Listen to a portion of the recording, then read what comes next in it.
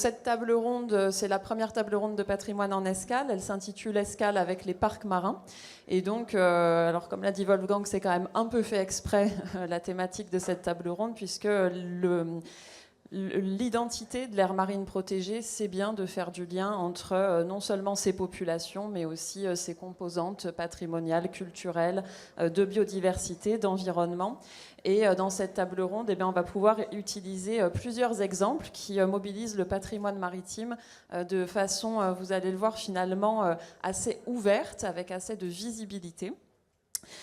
Simplement en termes de méthode, on va vous dire que cette table ronde, elle est dans la continuité de la démarche qu'on a initiée à Escala 7 2024. Donc on a des experts qui représentent une diversité spatiale, une diversité de missions et d'implications dans ces territoires, et qu'elle a pour objectif de contribuer à créer donc des moments de partage et de réflexion sur les méthodes d'inventaire, de conservation aussi du patrimoine culturel et humain.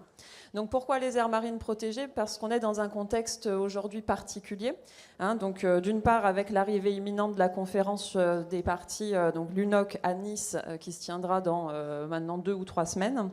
Que cette conférence des parties nous a amené à avoir un discours finalement assez volontariste, portant à 30% les aires marines protégées, menant des débats autour de la haute mer, de la protection de ses ressources, mais qu'elle a aussi amené une multiplication et une forme de polarisation donc des discours sur le patrimoine maritime à l'échelle internationale, et que l'idée c'est aussi donc de voir qu'on n'a pas d'univocité autour de cette notion de patrimoine, mais qu'il faut qu'on essaye de dépasser finalement ces clivages entre environnement, économie, valorisation, et que tous ces événements, tous ces témoignages d'acteurs, ils permettent en fait de sortir de ces clivages et d'amener des solutions de valorisation positives. Et donc, ils permettent aussi de sortir de l'aire marine protégée comme terrain d'affrontement symbolique et matériel entre conservation écologique et justice sociale, entre savoirs experts et savoirs locaux. Et que dans ce contexte, on trouve ça important d'engager des dynamiques de patrimonialisation, de raconter des manières d'habiter la mer, de raconter des mémoires, et de disposer de processus finalement rigoureux, volontaristes, unifiés sur la conservation de cette manière collective de construire un rapport à la mer. Donc cette table ronde, elle va inviter à réfléchir à la manière dont ces démarches se mettent en place, donc entre synergie, mobilisation, conflit évidemment, parce qu'il n'y a pas de démarche autour de l'environnement sans avoir un certain nombre de conflits inhérents. Ce n'est pas un patrimoine qui est figé, c'est un patrimoine qui est profond, qui est vulnérable. Et je vais commencer à cette table ronde donc, en invitant Wilfried Sanchez à prendre la parole. Donc Wilfried, est-ce que tu peux, donc tu as la direction générale de l'IFREMER, tu as eu un rôle particulier aussi dans la construction de notre participation à la conférence des parties, et est-ce que tu peux donc témoigner de l'implication particulière de l'IFREMER dans l'UNOC, comment s'intègre cette notion de patrimoine dans les orientations stratégiques et scientifiques que l'Institut propose avec son partenaire scientifique aux grands décideurs internationaux? Merci pour la proposition. Alors d'abord, merci aux organisateurs pour l'invitation, et puis bravo pour la richesse de la programmation. Donc effectivement, comme tu le précisais Maria, l'UNOC, donc la 3e conférence des Nations Unies pour l'océan, débutera à Nice dans quasiment 3 semaines, et elle sera précédée une semaine avant par un colloque scientifique, le One Ocean Science Congress, qui est co-organisé par l'IFREMER et le CNRS. Alors comme ça a peut-être l'air de rien, mais à la fois c'est la première fois que cette conférence est organisée dans cette configuration, avec une conférence scientifique en amont pour justement mettre en lumière ce qu'apporte la science à la décision qui arrive derrière, et éclairer les décisions qui seront prises par les chefs d'État et de gouvernement lors de la conférence onusienne, par le meilleur de la science. Et c'était un souhait des organisateurs que sont la France et le Costa Rica de mettre en lumière la science, puisque sur les 2 éditions précédentes, la science était un peu saupoudrée, un peu éparpillée, et perdait de sa visibilité dans cette organisation. Et donc a été confiée à l'IFREMER et au CNRS l'organisation de cet événement, qui se déroulera donc du 3 au 6 juin à Nice, qui accueillera environ 2000 scientifiques issus de plus d'une centaine de pays, avec environ 500 conférences, 600 présentations de résultats sur affiche, 33 tables rondes. Et notre travail en amont, ça a été à la fois de préparer des recommandations pour les chefs d'État et de gouvernement, et puis de structurer ça autour d'un certain nombre de thèmes. Donc il y a 10 thèmes, ils sont illustrés sur les écrans de projection, qui permettent de couvrir l'ensemble des grandes préoccupations qui concernent l'océan aujourd'hui. Donc on va aller du lien entre l'océan et le climat et la place des accords de Paris dans tout ça, jusqu'à la pollution plastique qui était évoquée dans les propos introductifs, en passant par des questions de pêche, des questions de connaissance des grands fonds marins, de découverte et d'accessibilité des ressources génétiques, et puis bien évidemment des questions propres à la science. Voilà, comment on met en place une science intégrée, une science partagée avec les acteurs. Et donc en préparant cette table ronde, la remarque que je me faisais, c'est que finalement, le sujet, il est à l'intersection entre deux thèmes qui sont le premier et le troisième. Donc le premier sur l'intégration des systèmes de connaissances et le deuxième autour de la protection et de la restauration des écosystèmes marins. Alors, les recommandations qu'on a formulées, elles sont sous embargo, donc il n'y aura pas de scoop aujourd'hui, je ne nous les révélerai pas. Par contre, à l'IFREMER, on avait mobilisé l'ensemble de nos scientifiques pour réfléchir à ce que pouvait proposer l'établissement dans ce cadre-là. Et ce qui ressortait comme élément, c'est que pour ce premier thème sur l'intégration des systèmes de connaissances, on a besoin de tendre vers la prise en compte, à côté de la connaissance scientifique, de l'ensemble des savoirs locaux, des savoirs autochtones, d'autres appellent ça les savoirs profanes, dans la construction des décisions, et de ne pas avoir une décision construite de manière monolithique sur juste la connaissance scientifique. Ça, c'est un enjeu, on le voit apparaître fortement au-delà du NOC, hein, dans différents cénacles, et c'est un élément important, et je pense que c'est un élément qui fait écho aussi à la manière dont certaines aires marines protégées peuvent être gouvernées, comment les modes de gouvernance sont mis en place. Le deuxième point qui faisait écho au sujet de cette table ronde, c'est le troisième thème autour de la protection et de la restauration des écosystèmes marins, puisque effectivement, Maria, tu le disais en introduction, il y a des ambitions fortes en termes de protection, avec ces 30% qu'il va falloir atteindre. Il y a une volonté de privilégier la protection à la restauration, parce que ce sont des mesures qui sont bien plus efficaces et bien moins coûteuses. Alors à l'IFREMER, quand on réfléchit à ces sujets-là, on réfléchit plutôt sous l'angle santé des océans, on réfléchit peu sous l'angle patrimoine, parce que c'est assez peu finalement dans nos thématiques, bien qu'on puisse y faire des ponts, mais bien évidemment, c'est un sujet qui peut largement être étendu à ces questions de protection et de préservation du patrimoine maritime, et on aura peut-être l'occasion d'y revenir avec les autres participants. Merci Wilfried. Alors justement, quand on parle de construction des savoirs et de participation des populations, encore faut-il qu'on sache finalement de quoi on parle, et ça c'est aussi une difficulté. Quand on parle de patrimoine, on enfonce vite des portes ouvertes, où on se perd vite finalement dans la construction d'un concept assez flou, assez mouvant. Et ça, c'est une thématique que le CPIE donc, a justement travaillé. Donc Marion, toi, tu es chef de projet mer et littoral au CPIE du bassin de Thau. Le CPIE a eu besoin à un moment de réfléchir justement à son identité et à comment il allait associer les personnes qui touchent à cette notion de patrimoine. Il a eu aussi besoin de réfléchir à son territoire, parce qu'on n'a pas de patrimoine si on n'a pas non plus d'emprise spatiale bien définie.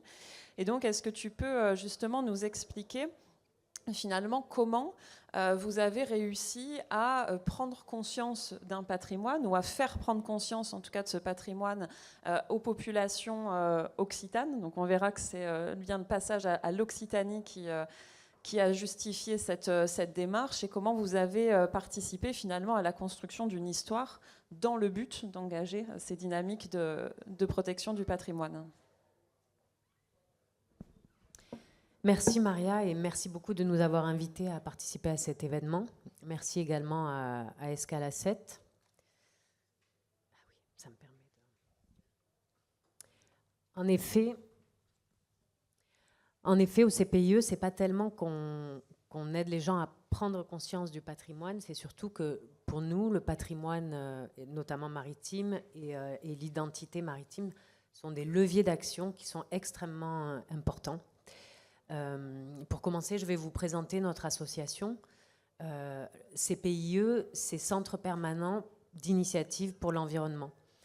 Ce sont des associations, c'est un label national pour des associations qui ont un ancrage territorial très fort et qui travaillent sur la transition écologique et le développement durable par des actions d'éducation et d'accompagnement des territoires.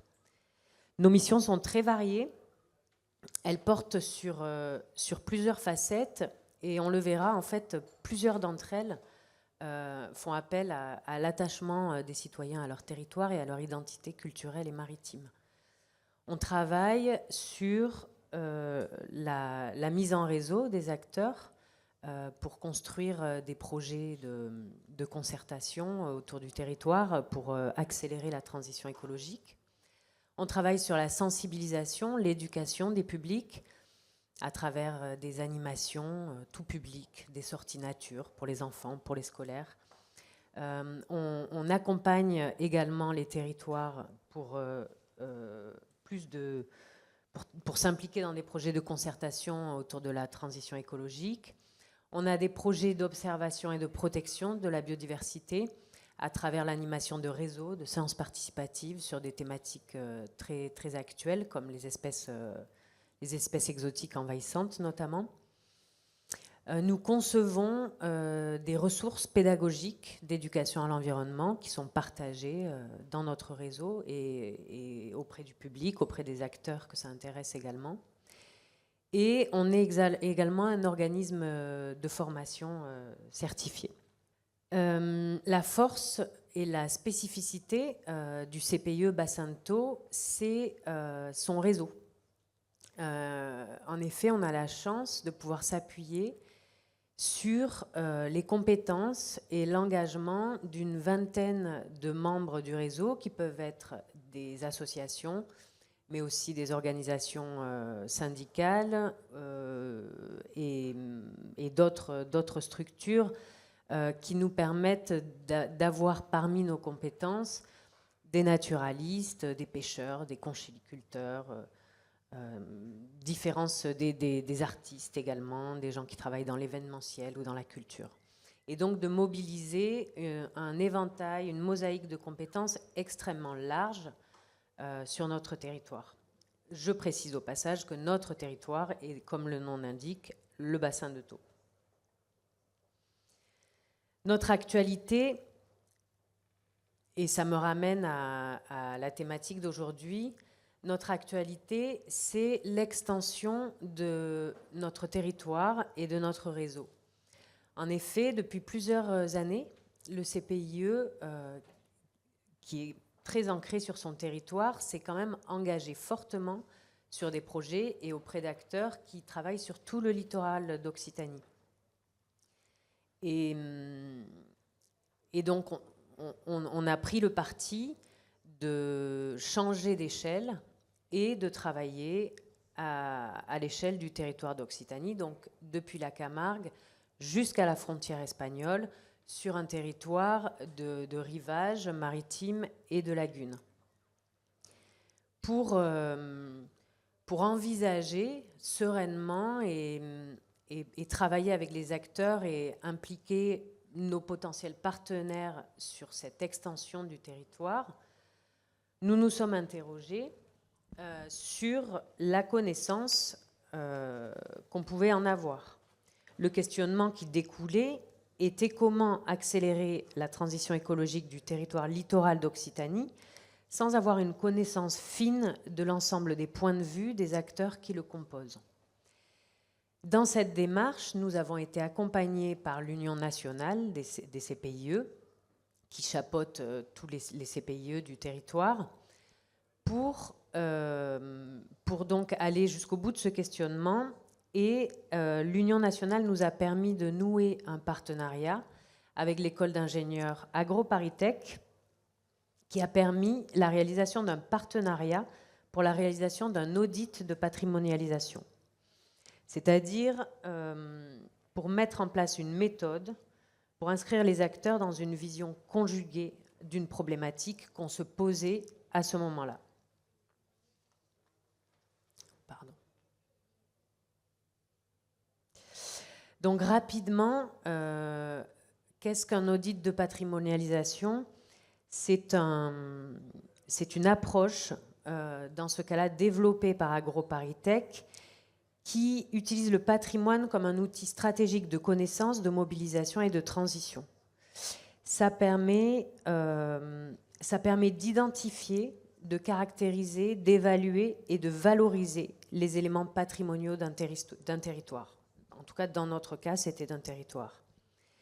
C'est un processus qui est également participatif et réflexif et qui mobilise des approches à la fois techniques, sociales, culturelles et symboliques.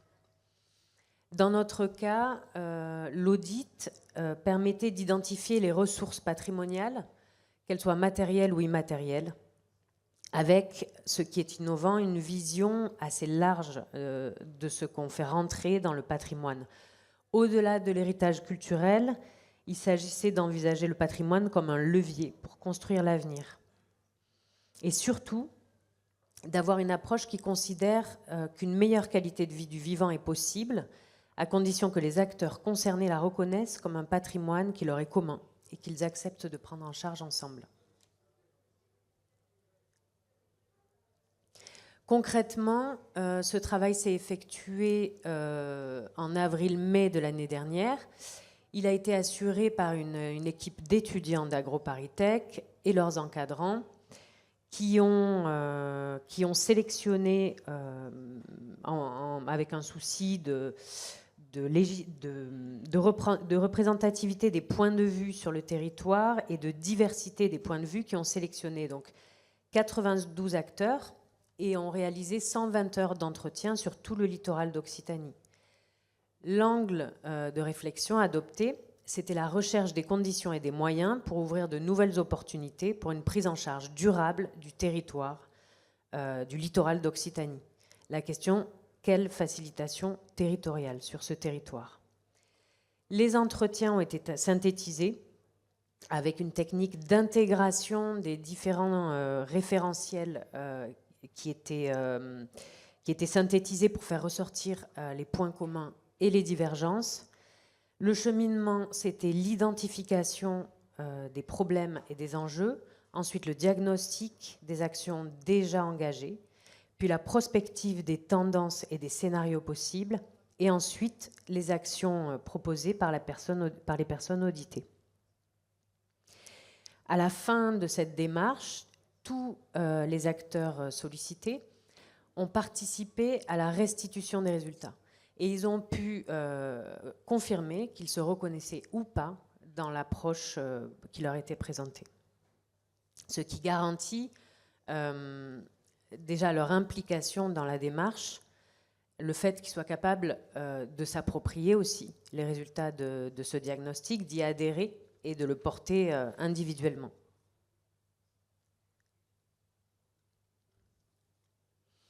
Alors je vais vous faire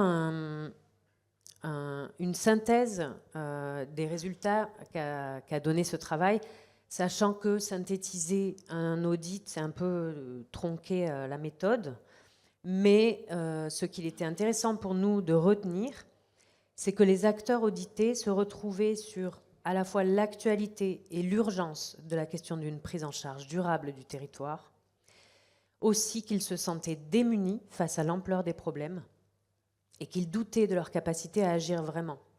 Et que de plus, chacun hiérarchisait différemment les problèmes et n'identifiait pas de la même manière le cœur du problème.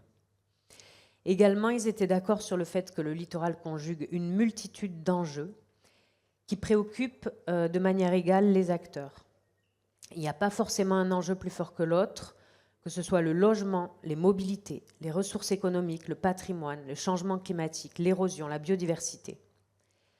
Le caractère multi-acteur du territoire et le manque d'espace commun de gouvernance et de coopération pour ces acteurs a été souligné. En effet, beaucoup d'acteurs différents interviennent sur le littoral, qu'ils soient publics, associatifs, économiques. Ils recouvrent parfois des compétences identiques. Et la lecture est complexe, mais la diversité des acteurs est aussi une force pour agir. Il faut que les acteurs se connaissent mieux et partagent mieux. La volonté de travail en commun existe vraiment, et le Parlement de la mer a été identifié comme une institution, un lieu qui permet cette rencontre et ces synergies. Ils ont une vision globale de l'avenir du territoire qui est particulièrement pessimiste. Et ils ont une conscience aiguë de ce qui pourrait empirer sur le territoire. Mais malgré tout, ils partagent l'urgence d'agir et ne sont pas complètement résignés. Et là où c'est intéressant, en tout cas pour notre sujet d'aujourd'hui, c'est qu'ils trouvent dans l'identité culturelle et l'attachement au cadre de vie, au paysage et à la biodiversité un espoir pour l'action et la mobilisation. Ça me ramène à ce que nous faisons déjà au CPIE dans notre mission d'œuvrer pour la transition écologique et le développement durable, et que nous pensons étendre à l'échelle du littoral d'Occitanie, et qui est un travail sur l'attachement. En effet, au niveau de l'identité maritime, en fait, elle définit le territoire sur lequel on va travailler. Finalement, c'est un territoire qui n'a pas d'identité, c'est pas une entité administrative, c'est pas une entité juridique. Elle est pertinente au niveau de l'identité et du patrimoine maritime. Et l'éventail des actions déployées par le CPIE touche à différentes facettes de cette identité maritime. En fait, dans nos missions, quand on parle de biodiversité marine, de pêche, de conchyliculture, de tourisme, ça va toujours nous ramener au territoire et finalement travailler à cultiver l'attachement à ce territoire. Et ça, c'est le cœur de notre mission. On considère que c'est important car un territoire valorisé est un territoire respecté, dans lequel les habitants deviennent des acteurs, notamment de la protection de l'environnement. Et finalement, travailler sur la nature ici, ça nous ramène aussi au patrimoine, parce qu'on n'est pas dans un endroit où la nature est sauvage. La nature ici a été sculptée par des savoir-faire, par des traditions, par l'histoire. Et du coup, même quand on travaille sur la nature, ça nous ramène au patrimoine maritime. Tout ça pour dire que pour nous, c'est un levier d'action extrêmement important et qu'on considère qu'en Occitanie, le patrimoine maritime n'est pas qu'un héritage du passé, c'est une ressource vivante et mobilisable pour éduquer, émouvoir et responsabiliser face aux défis écologiques. Et c'est une manière de connecter les citoyens à leur histoire, à leur environnement local et de renforcer leur engagement pour l'avenir. J'en ai terminé et je voudrais, sur un plan plus personnel, vous faire part de ma satisfaction de partager cette table ronde avec le Parc national du Banc d'Arguin, pour lequel j'ai eu l'honneur de travailler pendant des années. Et de se retrouver ici à parler de patrimoine maritime avec eux, c'est une très belle occasion. Et puis de voir exposer l'importance et l'ampleur de cette aire protégée ici, pour moi c'est très important. J'ai travaillé là-bas des années, je suis consciente que c'est un endroit qui devrait être beaucoup plus connu. Et je remercie Escalacet et l'Ifremer de nous donner l'occasion de faire connaître cet endroit incroyable qui va nous montrer qu'une aire marine protégée de très grande taille, avec des règles contraignantes, avec une efficacité réelle, est tout à fait compatible avec le développement économique d'un pays. Merci.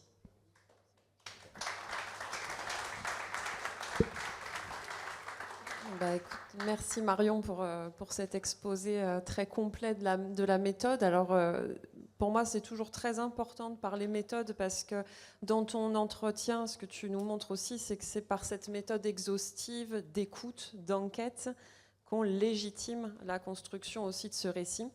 Et un problème des aires marines protégées, c'est la recherche perpétuelle de cette légitimité, ou en tout cas la manifestation perpétuelle de cette légitimité auprès de ces populations, de savoir que ce qu'on protège a une valeur, qu'on protège aussi avec justesse, avec justice environnementale et sociale. Et c'était aussi le cœur de cette table ronde, de partir de la notion de patrimoine pour construire justement cette justice environnementale et sociale à travers la construction du concept justement de patrimoine. Et ce que je trouve moi particulièrement touchant dans le CPIE d'abord, qui est notre partenaire aussi de plus en plus fréquemment dans Escala 7, mais pas que, c'est cette capacité à faire toucher du doigt la sensibilité qui est liée à ce patrimoine, à la faire prendre conscience, à la faire vivre à des publics qui ont souvent pas l'opportunité, pas l'occasion de le voir. Et toute cette question de comment je rends visible un patrimoine, comment je le fais comprendre de façon à engager une démarche de protection, c'est une question qu'on n'aura jamais fini de traiter, qui pose de vraies difficultés quand on parle de patrimoine subaquatique. On va en parler tout de suite avec Marco Borra, qui pose aussi des difficultés quand on parle de patrimoine lointain pour nous. Et justement, le fait d'avoir aujourd'hui le banc d'Arguin, ça va être l'occasion de voir une démarche qui est originale, qui est volontaire, qui peut servir profondément d'exemple pour des territoires proches de chez nous, donc comme le parc marin du Golfe du Lion. Donc j'en profite d'ailleurs pour excuser son président Serge Paliares, qui est malheureusement malade et qui n'aura pas pu être des nôtres. Et donc je me ferai le porte-voix de ces actions en tant que membre du conseil de gestion du parc naturel marin du Golfe du Lion. Donc toute cette démarche de construction de l'attachement et du patrimoine, ce sont des choses où des associations nous ouvrent aussi la voie en termes de méthode. Et ça, je trouve que c'est très important que nous, institutions, on soit à l'écoute aussi de ces associations qui ont des bonnes idées, des visions, parce qu'ils sont au contact du terrain, souvent plus que nous, puisque ce n'est pas non plus notre identité d'être profondément au contact du terrain. Et à ce titre, le Parc du Golfe du Lion a aussi engagé une démarche de construction d'un commun, donc transfrontalier, parce qu'on a des représentants de l'UNESCO ici qui pourront peut-être en témoigner aussi. C'est l'essence des constructions des zones Man and Biosphère de l'UNESCO. Donc c'est savoir reconnaître tous ces patrimoines naturels et culturels, ces savoir-faire traditionnels et arriver à les transformer en des vecteurs de patrimonialisation et donc de protection. Et le Parc du Golfe du Lion a construit cette identité transfrontalière progressivement avec la Catalogne. Alors voilà, ça met du temps, hein. Même si on est proche géographiquement, on n'a pas forcément le même rapport à la gouvernance. On va le voir aussi avec l'exemple italien. On n'a pas forcément le même rapport au lien entre institutions et protection de l'environnement. Mais en tout cas, ces démarches finalement transfrontalières qui dépassent les limites administratives, qui dépassent les zones contestées par justement la construction de ce commun du patrimoine maritime, ça fait partie des grandes mouvances dans lesquelles nous, on est convaincus en tout cas qu'il faut soutenir et les associations et les acteurs du littoral là-dedans. Je vais te reprendre, s'il te plaît, pas le micro. Ça fait. Si elle n'a pas disparu, je te remercie. Et donc ça amène à notre deuxième thème donc, de cette première table ronde, qui est en fait de soulever ce qui peut finalement passer par un paradoxe et donc de poser la question de savoir si un patrimoine qui est visible ou qui est rendu accessible ne peut pas finalement être vecteur d'une protection d'autant plus forte. Les aires marines protégées ont souvent à dealer avec des problèmes d'accessibilité qui virent très vite à la surfréquentation, on va le voir, qui peuvent virer aussi très rapidement à la surexploitation des ressources, c'est notre deuxième exemple. Et en fait, les deux exemples qu'on a cherché à mettre au jour dans cette table ronde, c'est qu'au contraire, quand on rend visible ce patrimoine, on peut se servir de la visibilité comme une stratégie d'autant plus forte de reconnaissance et de protection. Le banc d'Arguin clôturera cette séquence, notamment en montrant sa stratégie, mais je voudrais tout de suite donner la parole donc, à Marco Borra, qui est attaché scientifique de l'ambassade d'Italie à Paris et qui va nous parler du parc de Gaiola et de la façon finalement italienne dont on est arrivé à rendre visible et à protéger ce patrimoine subaquatique. Marco, c'est à toi. Merci. Merci. Tout d'abord, un grand merci à les organisateurs pour me donner cette opportunité d'être là et de donner cet exemple. Si je peux me permettre de réagir très vite sur ce que Monsieur le directeur avait dit. Vous avez évoqué l'opportunité de remettre au centre aussi les communautés locaux, le savoir-faire des communautés qui ne sont pas tout à fait scientifiques, mais qui est autour de la science. Ça, c'est très important. Je pense, j'espère que UNOC pourrait être aussi l'opportunité, en même temps, pour remettre la science au centre et remettre aussi, un peu rétablir la relation de confiance entre scientifiques et grand public. Parce que moi je pense qu'on se trouve dans un moment dans lequel des arguments scientifiques sont aussi utilisés dans un contexte géopolitique, dans une manière pas tout à fait, franchement, pas tout à fait toujours dans la bonne manière. Je dirais donc, ils sont utilisés pour donner une couleur géopolitique. La science doit être science et doit être, le grand public doit avoir confiance dans la science, que la science n'a pas de couleur, n'a pas de position politique, mais devrait seulement chercher de remettre au centre le savoir qui est au service des décideurs politiques. Donc, aussi, j'espère UNORC sera le moment pour remettre la science au centre et pour rétablir cette confiance entre le grand public et scientifique. Ça, c'est tout. Maintenant, ce que je voulais vous apporter comme exemple, comme témoignage, c'est l'exemple de la Gaiola. C'est un site très particulier parce que c'est un site qui est en même temps un site protégé d'intérêt archéologique et en même temps c'est un site protégé d'intérêt environnemental, je dirais. Vous voyez ici merci. Donc, où c'est le site, ça c'est le golfe de Naples, vous voyez avec la grande île, c'est Ischia, la petite île en bas, c'est Capri, et le site se trouve sur cette pointe-là. La grande ville de Naples, c'est où c'est marqué Naples, de l'autre côté, il y a Pozzuoli, notre ville. Vous voyez de l'autre côté, la zone jaune, c'est la grande zone protégée de ce site, et la partie rouge, c'est encore plus protégé, donc c'est la partie sur laquelle on a un niveau de protection encore plus élevé. Je voudrais dire tout d'abord que Maria a dit très bien que protection ne doit absolument pas devenir exclusion. Quand on protège un site, c'est important que le site soit ouvert au grand public et de donner la possibilité à tout le monde de le vivre dans une manière durable. Ça, c'est au centre de la philosophie de Gaiola. Donc, vous voyez ici dans cette photo le site. Vous pouvez voir les deux petites îles qui sont au centre de la partie rouge. Ce sont les deux îles qui sont dans la photo. C'est un site très intéressant et très proche de la ville. Ça, c'est aussi particulier. C'est aussi un site volcanique, en ce moment-là très actif en plus. Et donc, ça pose aussi des autres défis, des autres questions d'opportunités pour laisser le site visible au grand public, mais le mettre en sécurité. En plus, du côté environnemental, sur le site, on a une production de gaz sous-marin, donc c'est un site d'acidification naturelle, et ça le met dans une condition pour les scientifiques d'avoir un site sur lequel on peut développer de la recherche dans un cadre tout à fait naturel. Donc on n'a pas la nécessité de reconstruire en lab des conditions d'acidification, mais on a des conditions d'acidification naturelles à être étudiées. C'est un site archéologique aussi, comme j'avais dit. C'est un site sur lequel il y a des entrées, il y avait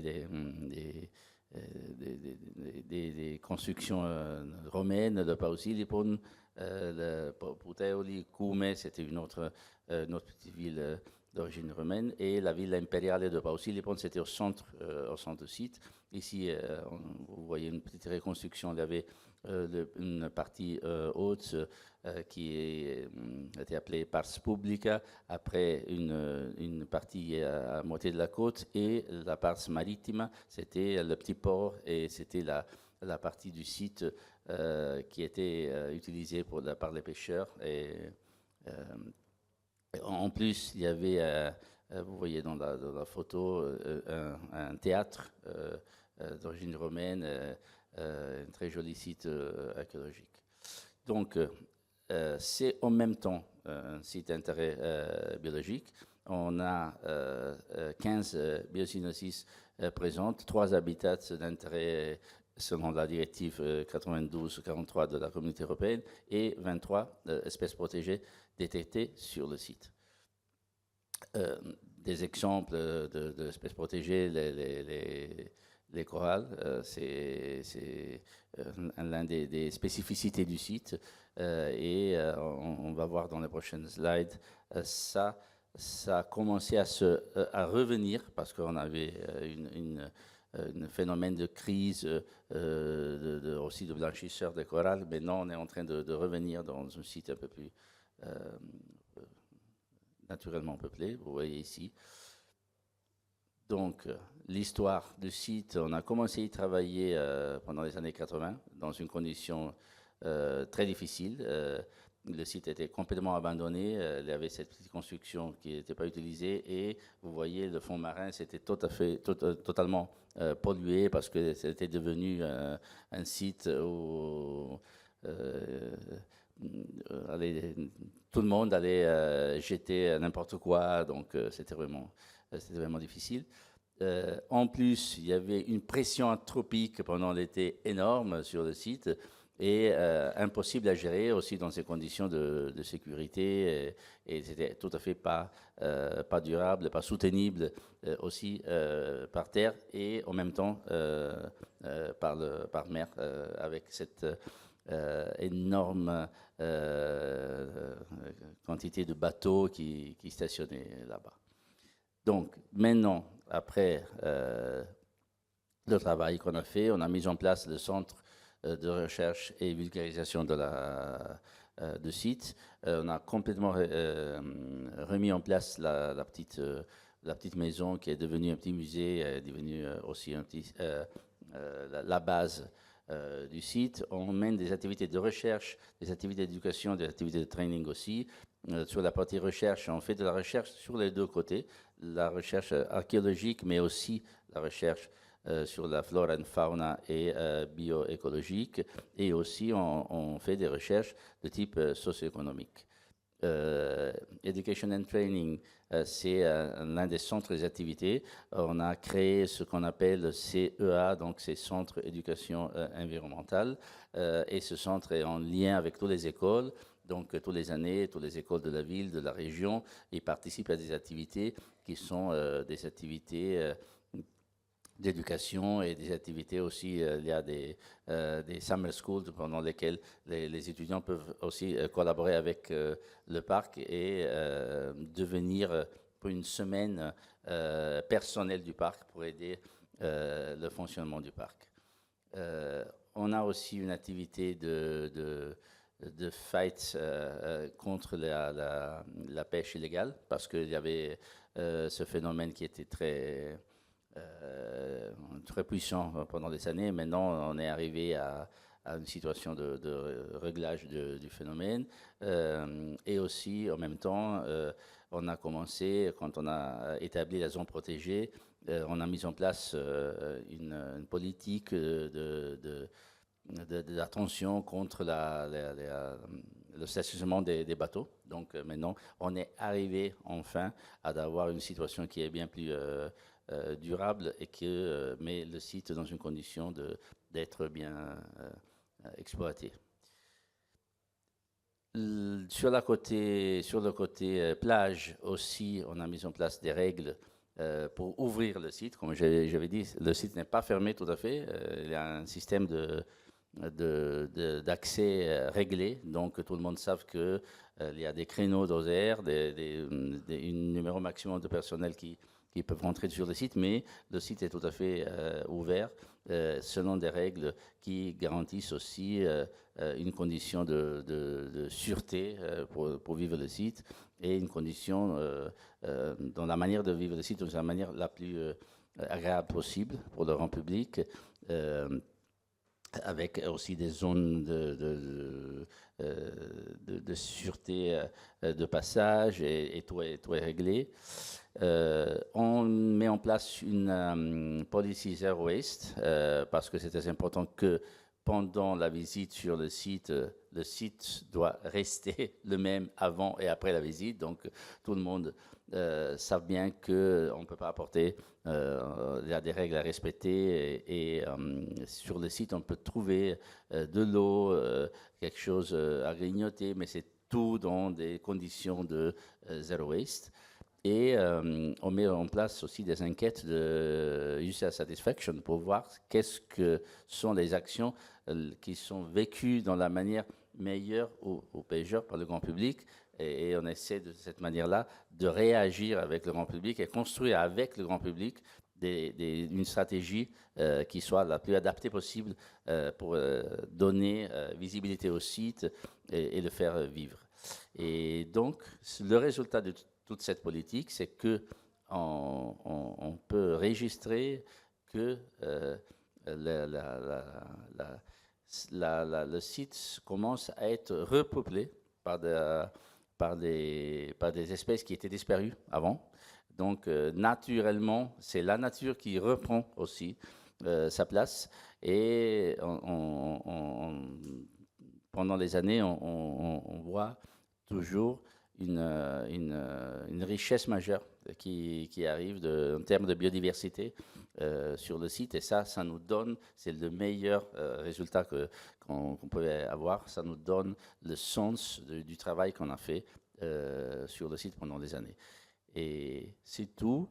J'ai pas dit peut-être clairement que le site est classé en Italie sous 2 ministères différents. Donc c'est le ministère, c'est classé comme bien d'intérêt archéologique sur le ministère de la Culture, et en même temps c'est classé sur le ministère de l'Environnement comme site d'intérêt biologique et environnemental. C'est le seul site en Italie classé doublement de cette manière-là, et si je ne me trompe pas, c'était le premier site d'Europe classé d'intérêt archéologique sous-marin, parce que la plupart de la partie aussi archéologique n'est pas sur Terre, mais maintenant est sur le fond.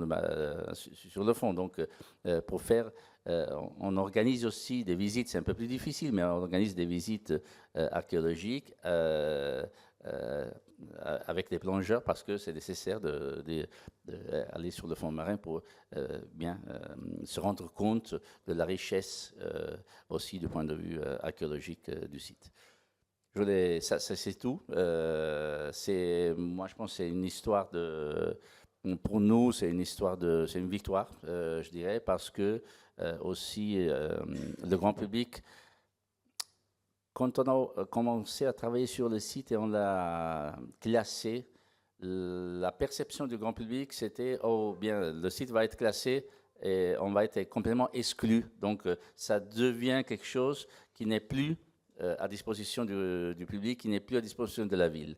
Et ça, c'est exactement la narrative qu'on doit changer. Donc, le site classé, ça signifie qu'on peut mieux l'exploiter, on peut mieux le vivre, on peut mieux ouvrir à la société, à le grand public. Ça, c'est le message. Mais enfin, je peux dire que après des années, le message s'est passé dans la tête aussi du grand public. Donc maintenant, tout le monde sait et adapté que doit faire une réservation quelques jours avant, prendre leur créneau et avoir la possibilité d'y aller et vivre le site. Merci Marco. J'ai une question sur ta... Une question sur votre présentation, sur quand justement vous montrez les enquêtes. C'est intéressant parce que 98% de la population est contre une limitation de l'accès et du quota. Et pourtant, ça se régule quand même. Donc, est-ce que c'est simplement le fait d'avoir mis en place ce système finalement de réservation, ou est-ce que c'est l'engagement global dans l'éducation qui a permis ce changement-là? Et est-ce que c'est un mouvement qui est général en Italie ou qui est assez propre à ce terme? Non, c'est pas général. On est un peu la pointe de l'iceberg, moi, je pense. Donc, on a l'action. La perception que j'ai, c'est que l'action la plus importante qu'on a fait, c'est avec les écoles. Parce que ce sont eux, les jeunes, qui rentrent à la maison et expliquent aux parents aussi.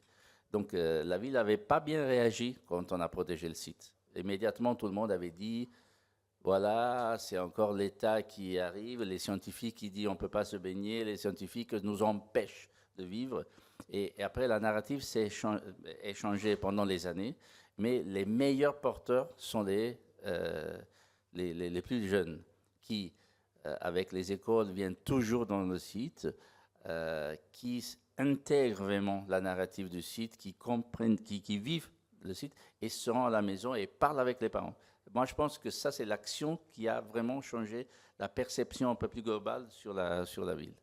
Et après, oui, on a travaillé avec les enquêtes, on le fait toujours pour donner aussi le sens d'un discours qu'on fait avec le public. Donc, ce n'est pas les scientifiques et le comité de gestion du site. Il est ouvert à écouter le public qui se rend pour comprendre qu'est-ce qui marche bien, qu'est-ce qui ne marche pas trop bien. Et donc, déjà donner l'idée qu'on est ouvert à l'écoute, ça donne un résultat. Mais les meilleurs ambassadeurs, je dirais, sont les écoles, les jeunes qui... Après, ils rentrent à la maison et sont eux qui vont faire de l'éducation aux parents.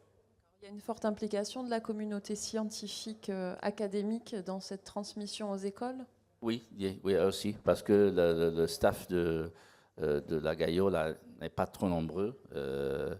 Et donc, on travaille ensemble, on organise des conférences avec les instituts de recherche à Naples, avec l'université. Oui, on essaye de mettre ensemble les forces.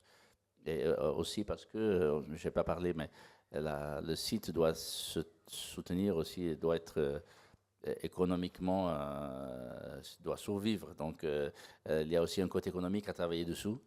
Et sur ce côté-là, on essaye, et quand je dis on essaye, parce que moi, je viens d'un institut de recherche de biologie à Naples, donc aussi mon institution a essayé d'aider avec des conférences, avec des activités sur lesquelles, avec des récoltes d'argent. Donc, on essaie toujours d'aider le site et travailler ensemble. Mais oui, il y a une forte implication entre université, institut de recherche, CNR et le comité de gestion du parc.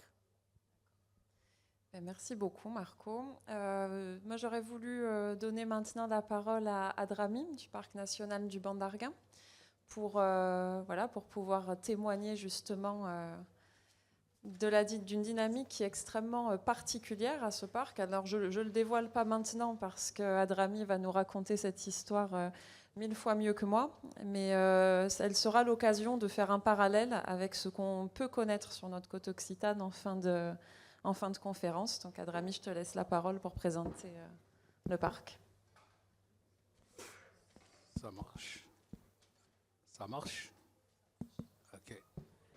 D'abord, permettez-moi de remercier toute l'équipe de Escale A7 pour tous les efforts consentis pour que je sois présent ici et inviter la Mauritanie aussi pour la première fois à 7 pour participer à Escale A7. Donc, je remercie, je disais, toute l'équipe de 7 pour nous avoir invités pour l'édition de 2026 à ce que la Mauritanie puisse y participer.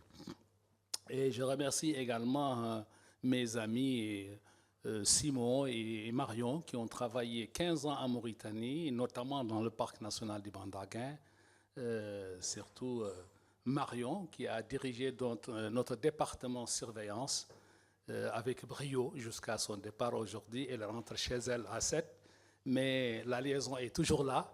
Ils continuent à être nos ambassadeurs dans ce pays. Et donc, je m'en vais vous présenter rapidement peut-être le parc national du Bandarguin. Ce parc national du Bandarguin, comme vous voyez la limite qui est comme un rectangle, il se trouve en Mauritanie, vous avez la carte à droite, et la Mauritanie se trouve en Afrique, en dessous du Maroc et au-dessus du Sénégal. Ça, c'est pour positionner le parc national du Bandarguin.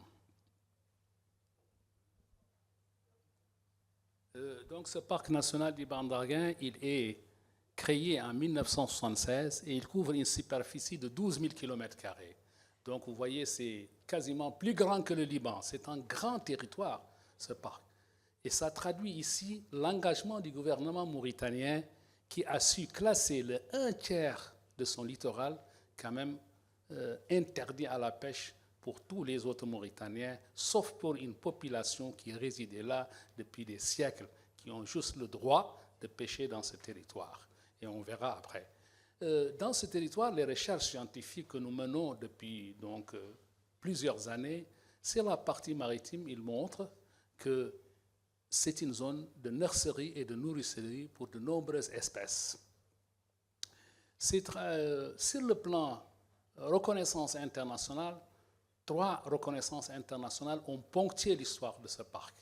C'est son inscription en tant que convention par la Convention Ramsar en 1982 en zone humide d'importance internationale et son inscription sur la liste patrimoine de l'humanité par l'UNESCO depuis 1989. Donc je disais tout de suite que le Bandarguin est très riche. Il a une biodiversité, c'est un haut spot de la biodiversité.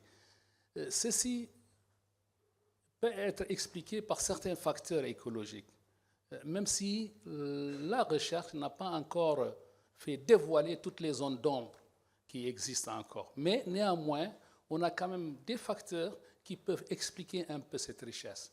Le premier, c'est que le parc national du Bandarguin, les hauts fonds représentent les 2/3. Et ces hauts fonds permettent donc au rayonnement solaire d'arriver, parce que vous savez qu'au-delà de 100 mètres, les rayons solaires n'ont plus d'effet pour qu'il y ait des phénomènes biologiques qui se fassent, la photosynthèse et autres. Et donc, comme les 2/3 ne dépassent pas 20 mètres de profondeur, ça permet d'avoir des vasières et c'est ça qui offre des conditions idoines pour la régénérescence et la reproduction de ces espèces. Évidemment, celui-là, il est cumulé au phénomène d'upwelling que les scientifiques connaissent. Le phénomène d'upwelling, en fait, c'est que les vents du nord-est, ils balayent les eaux superficielles de l'océan, et comme la nature a horreur du vide, les eaux au large qui sont plus profondes et plus froides sont remplies de sels nutritifs, elles viennent remplacer les eaux superficielles qui ont été balayées par le vent. Et en amenant ces sels nutritifs au large, c'est ça qui provoque l'explosion du phytoplancton et le plancton et les poissons, et donc toute la chaîne alimentaire est ainsi initiée. C'est ça qui fait la richesse de ce parc national du Bandarguin. Vous êtes parti loin. Voilà, ok. Ah. Il y a quelque chose que vous avez sauté. Bon, donc cette grande biodiversité, évidemment, aujourd'hui, dans ce territoire, il subit des pressions, comme partout. Hein. Vous avez un territoire qui est mis en défense, mais il y a des pressions tout autour, dans son espace vital. Quand je dis espace vital, c'est aussi à l'intérieur du parc, comme aussi à l'extérieur du parc. Ces pressions, aujourd'hui, c'est la surexploitation de pêche. Parce que je le disais tantôt, dans cette enceinte, dans ce parc national du Bandarguin, n'a droit de pêcher que 1500 personnes qui sont au sein du parc. Tous les autres Mauritaniens n'ont pas droit d'y pêcher. Même moi qui suis au parc, je n'ai pas droit d'aller pêcher dans le parc. L'usage et l'accès à la ressource n'est donné qu'à cette population. Donc, malheureusement, avec les années de sécheresse dans les années 70 dans mon pays, les gens sont arrivés depuis l'arrière-pays, il y a eu un exode rural, ils sont venus massivement sur la côte, évidemment, pour rechercher du travail, parce qu'ils ont perdu leur bétail, ils ont perdu leur agriculture, il n'y avait pas beaucoup de pluviométrie, donc ils sont venus massivement sur la côte en recherchant du travail, et donc ils sont allés évidemment sur la pêche. C'est ce qui fait qu'il y a une surexploitation de la pêche. La pêche artisanale est juste notre voisin. Donc, ce qui veut dire qu'on a des incursions des pirogues. Heureusement, le parc a été protégé par Dieu en réalité. Parce que, comme je disais tout de suite, les hauts fonds, c'est 20 mètres. Donc les gros bateaux ne peuvent pas s'aventurer pour entrer dans le parc. Déjà. Et du côté aussi terrestre, c'est vraiment des dunes de sable, c'est difficile d'accès. Marion en sait quelque chose. Il faut des 4x4 puissants pour arriver jusque-là. Donc il était protégé naturellement jusqu'à les années 2006. Et maintenant, il subit quand même ces pressions. La deuxième pression, c'est justement la route transsaharienne. Cette route, elle relie l'Europe jusqu'à le Nigeria. Donc là, il passe par la Mauritanie. Et cette route n'existait pas avant 2006. Mais depuis qu'elle est là, elle a multiplié évidemment les points d'accès parce que le banc d'Arguin, il est quand même sur un linéaire de 180 km sur la côte. Donc vous imaginez à chaque point, les voitures maintenant, elles peuvent couper pour arriver au niveau du parc national. Donc ça constitue la deuxième pression. Mais les pressions nouvelles, ce sont quand même les pressions liées au risque environnemental dû à l'exploration du pétrole, du gaz et des minéraux comme surtout l'or. Vous avez à proximité juste du parc, à Chami, la ville de Chami, vous avez Tazias qui exploite donc l'or en Mauritanie et c'est à 45 km du parc. Donc, nous pensons que c'est une pollution potentielle. Heureusement, jusqu'à maintenant, nous ne sommes pas pollués parce que nous suivons quand même nos eaux avec un organisme qui s'appelle l'ONISPA, un organisme national d'inspection des produits de pêche et de l'aquaculture pour voir la qualité de l'eau, surtout les métaux lourds comme le mercure, parce qu'en fait, ils utilisent le mercure pour extraire l'or, ils le mettent sur la boue et ça amalgame l'or. Et évidemment, ce mercure, il dépose les boues, après avoir exploité l'or, il dépose les boues à côté, et ces boues, évidemment avec l'eau, peuvent s'infiltrer dans le sol et arriver peut-être au banc d'Arguin.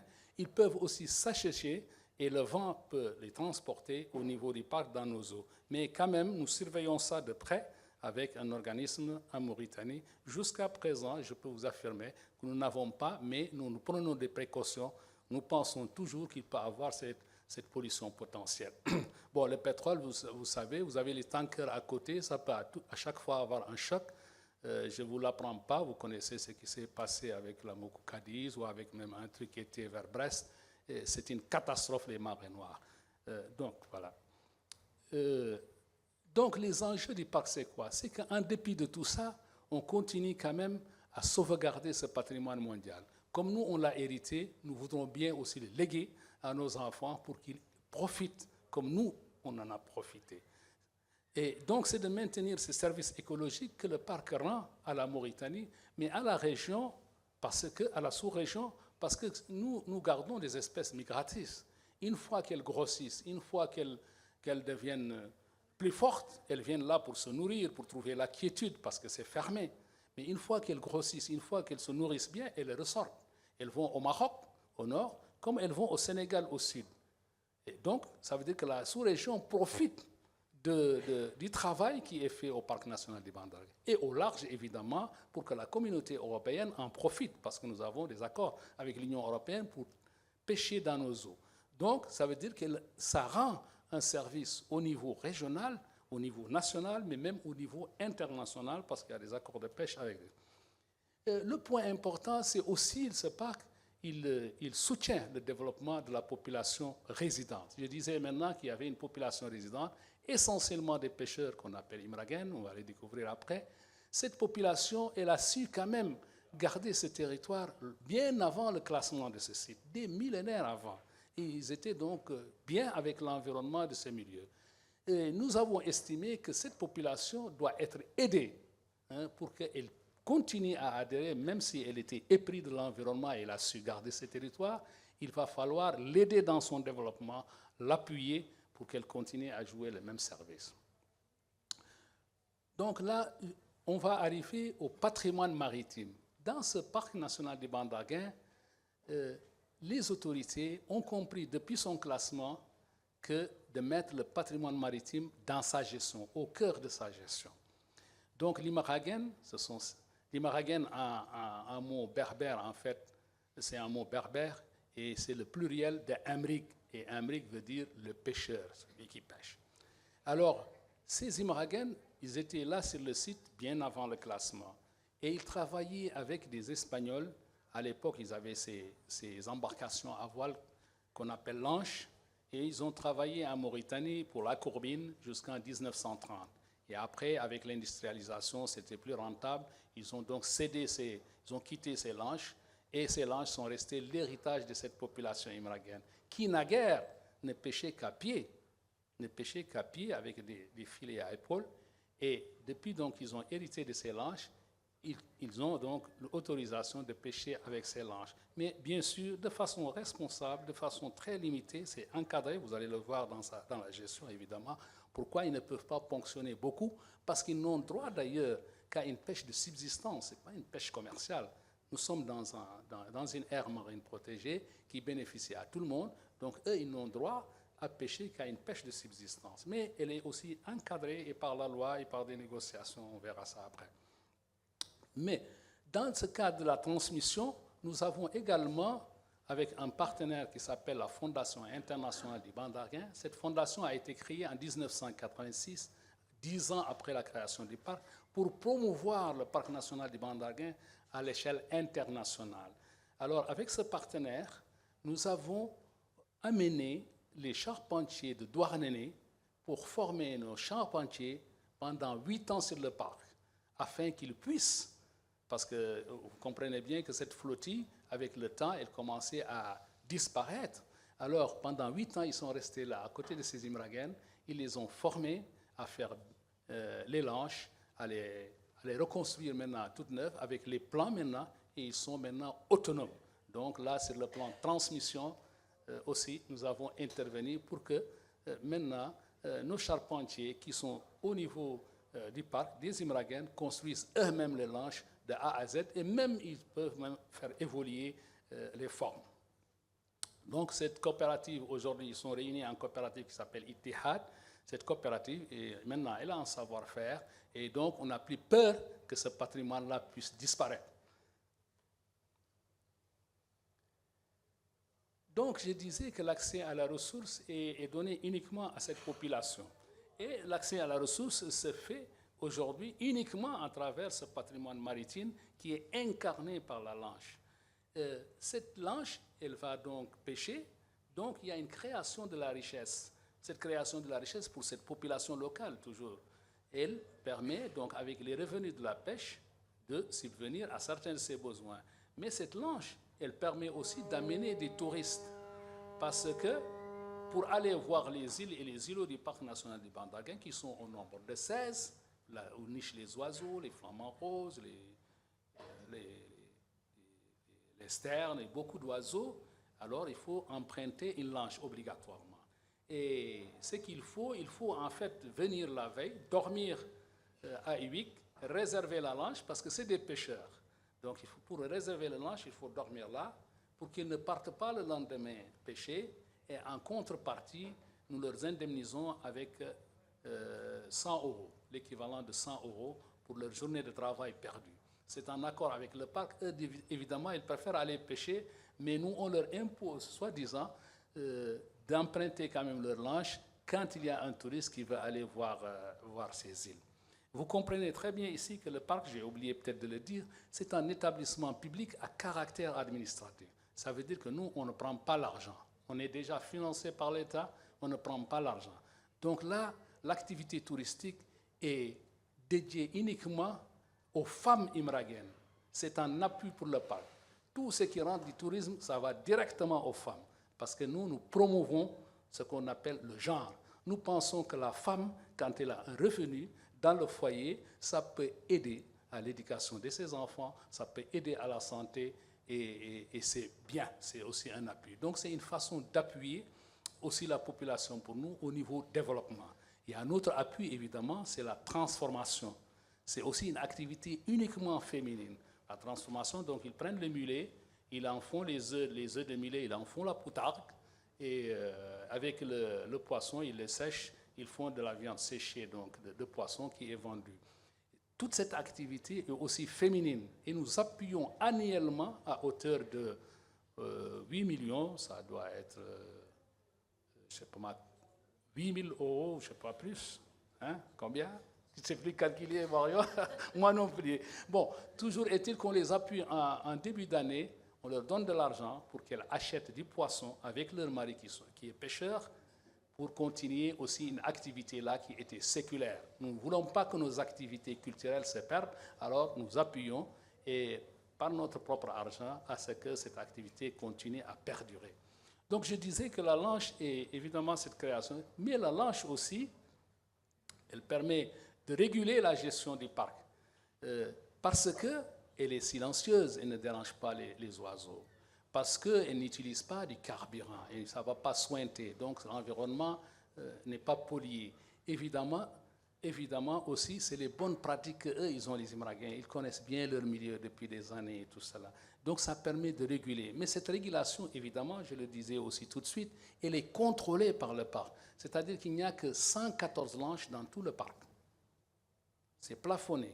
Depuis sa création, il n'y a que 114 lanches. Et aucune embarcation motorisée n'est dans le parc, sauf pour celles qui sont autorisées pour la surveillance.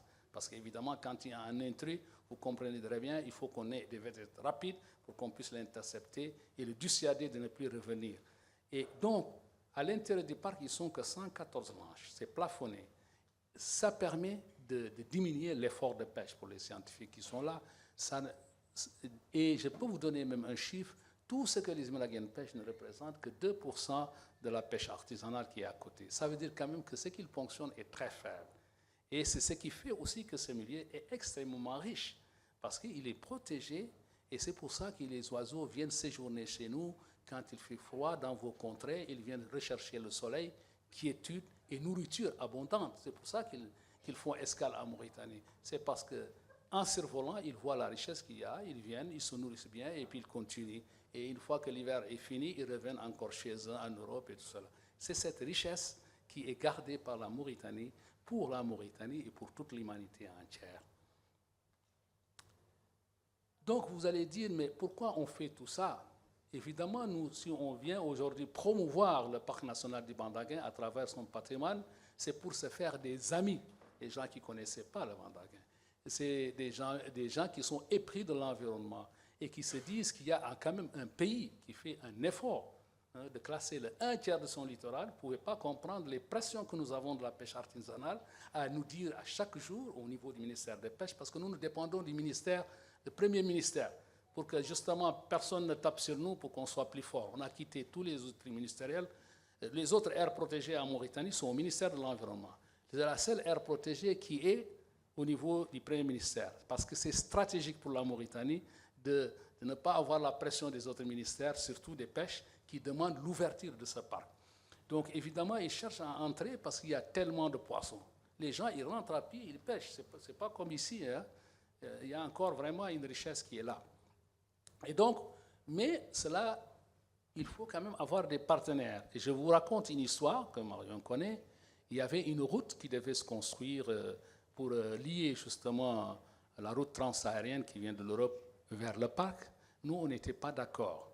Mais le président, il voulait quand même faire du développement économique. Ils disent, mais on est dans un pays pauvre, nous, on gère une population, il n'est pas normal qu'on ne fasse pas des développements économiques pour faire profiter la population. Alors, ils nous ont construit la route, comme toujours, sans étude d'impact au préalable. Ils ne nous ont pas demandé. Et évidemment, nous, on a un levier. Hein, c'est le levier international qui est le conseil scientifique du parc national du Bandaguin. Parce qu'au-dessus de la direction du parc, il y a un conseil scientifique au niveau international qui nous appuie en termes d'études d'impact, en termes de suggestifs évidemment. Ils ont juste un conseil consultatif pour accepter tel ou tel développement. Si, par exemple, si vous allez construire des hôtels, est-ce que ça n'a pas d'impact, et ainsi de suite. Donc, ils nous donnent un conseil. Et ce conseil scientifique, il y a des éminents professeurs français, américains, hollandais et mauritaniens. Ils sont indépendants et donc quand il y a un dossier comme ça, on leur donne ça. Ils ont mis la pression et tous les ambassadeurs de l'Union européenne en Mauritanie, ils ont vu le président, ils ont dit, écoute, il faut que tu stoppes ou alors nous on stoppe. Alors ça a été radical, et évidemment, le gouvernement a reculé, le président a reculé. La route aujourd'hui, elle ne fonctionne pas comme... Il n'y a pas eu de goudron en tout cas, mais ils avaient déjà creusé. Il est quand même un espace. Mais, donc vous comprenez qu'au niveau international, on a besoin de se faire connaître pour les utiliser comme levier de pression sur notre gouvernement. L'autre point, évidemment, c'est de promouvoir aussi nos produits imaraguens, leur pêche. Parce que vous êtes dans une aire protégée, pêchez de façon responsable, pêchez avec des outils qui n'agressent pas l'intégrité des écosystèmes.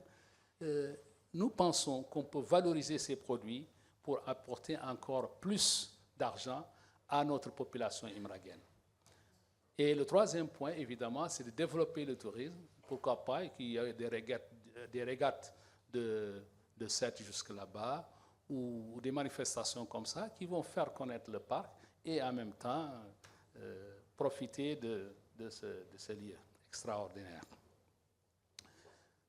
Donc, le PNBA aujourd'hui s'engage à protéger ce parc à travers son patrimoine maritime parce que malheureusement, avec le temps, la charpenterie, l'atelier de charpentier, en fait, utilisait du bois de très mauvaise qualité parce que ça coûtait moins cher, et les Imaraguens, en fait, leurs bateaux se cassaient, ça ne durait pas longtemps.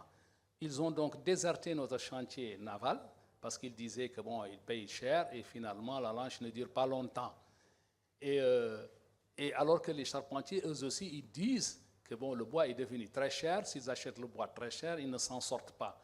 Alors on est arrivé à ce point, à un moment donné, on a un peu dormi, de telle sorte que nos pêcheurs sont allés plastifier les lanches. Donc ils mettent une résine tout autour en disant que ça les protège plus longtemps pour ne pas se casser, mais malheureusement c'est une mauvaise idée, parce que la plastification ne laisse pas le bois respirer, et donc ça pourrit le bois, et en termes de sécurité, même c'est plus grave qu'avant.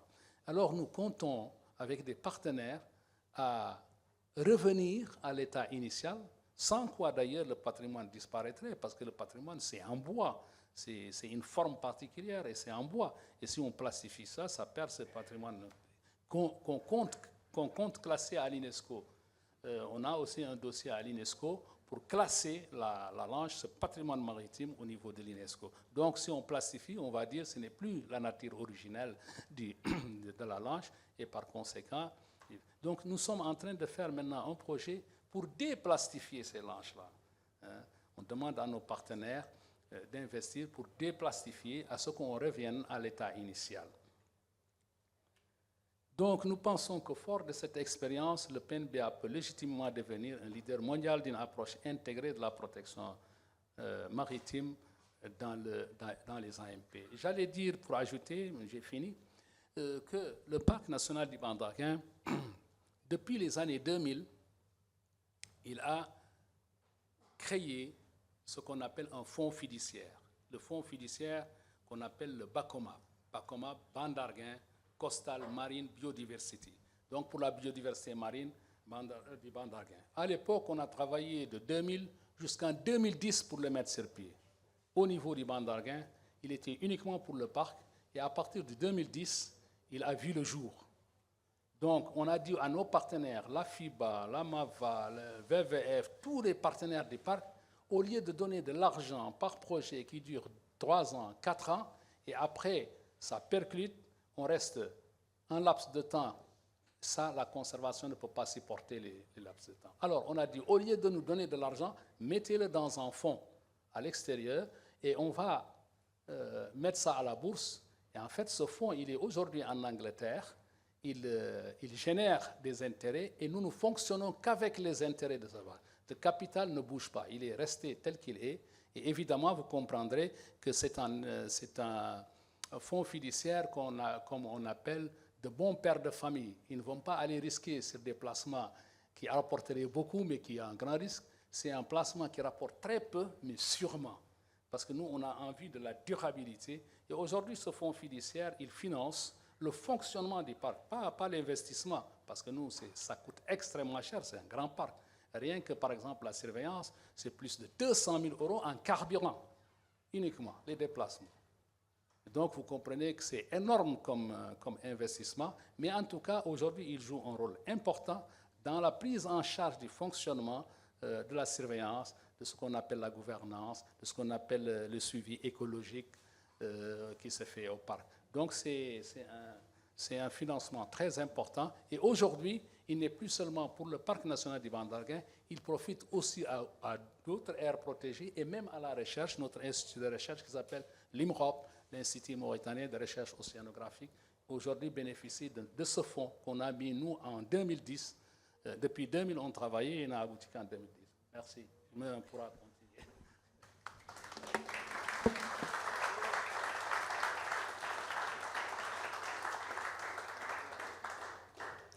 Merci Adrami pour la présentation de cette aire marine protégée très complète dans ses mécanismes.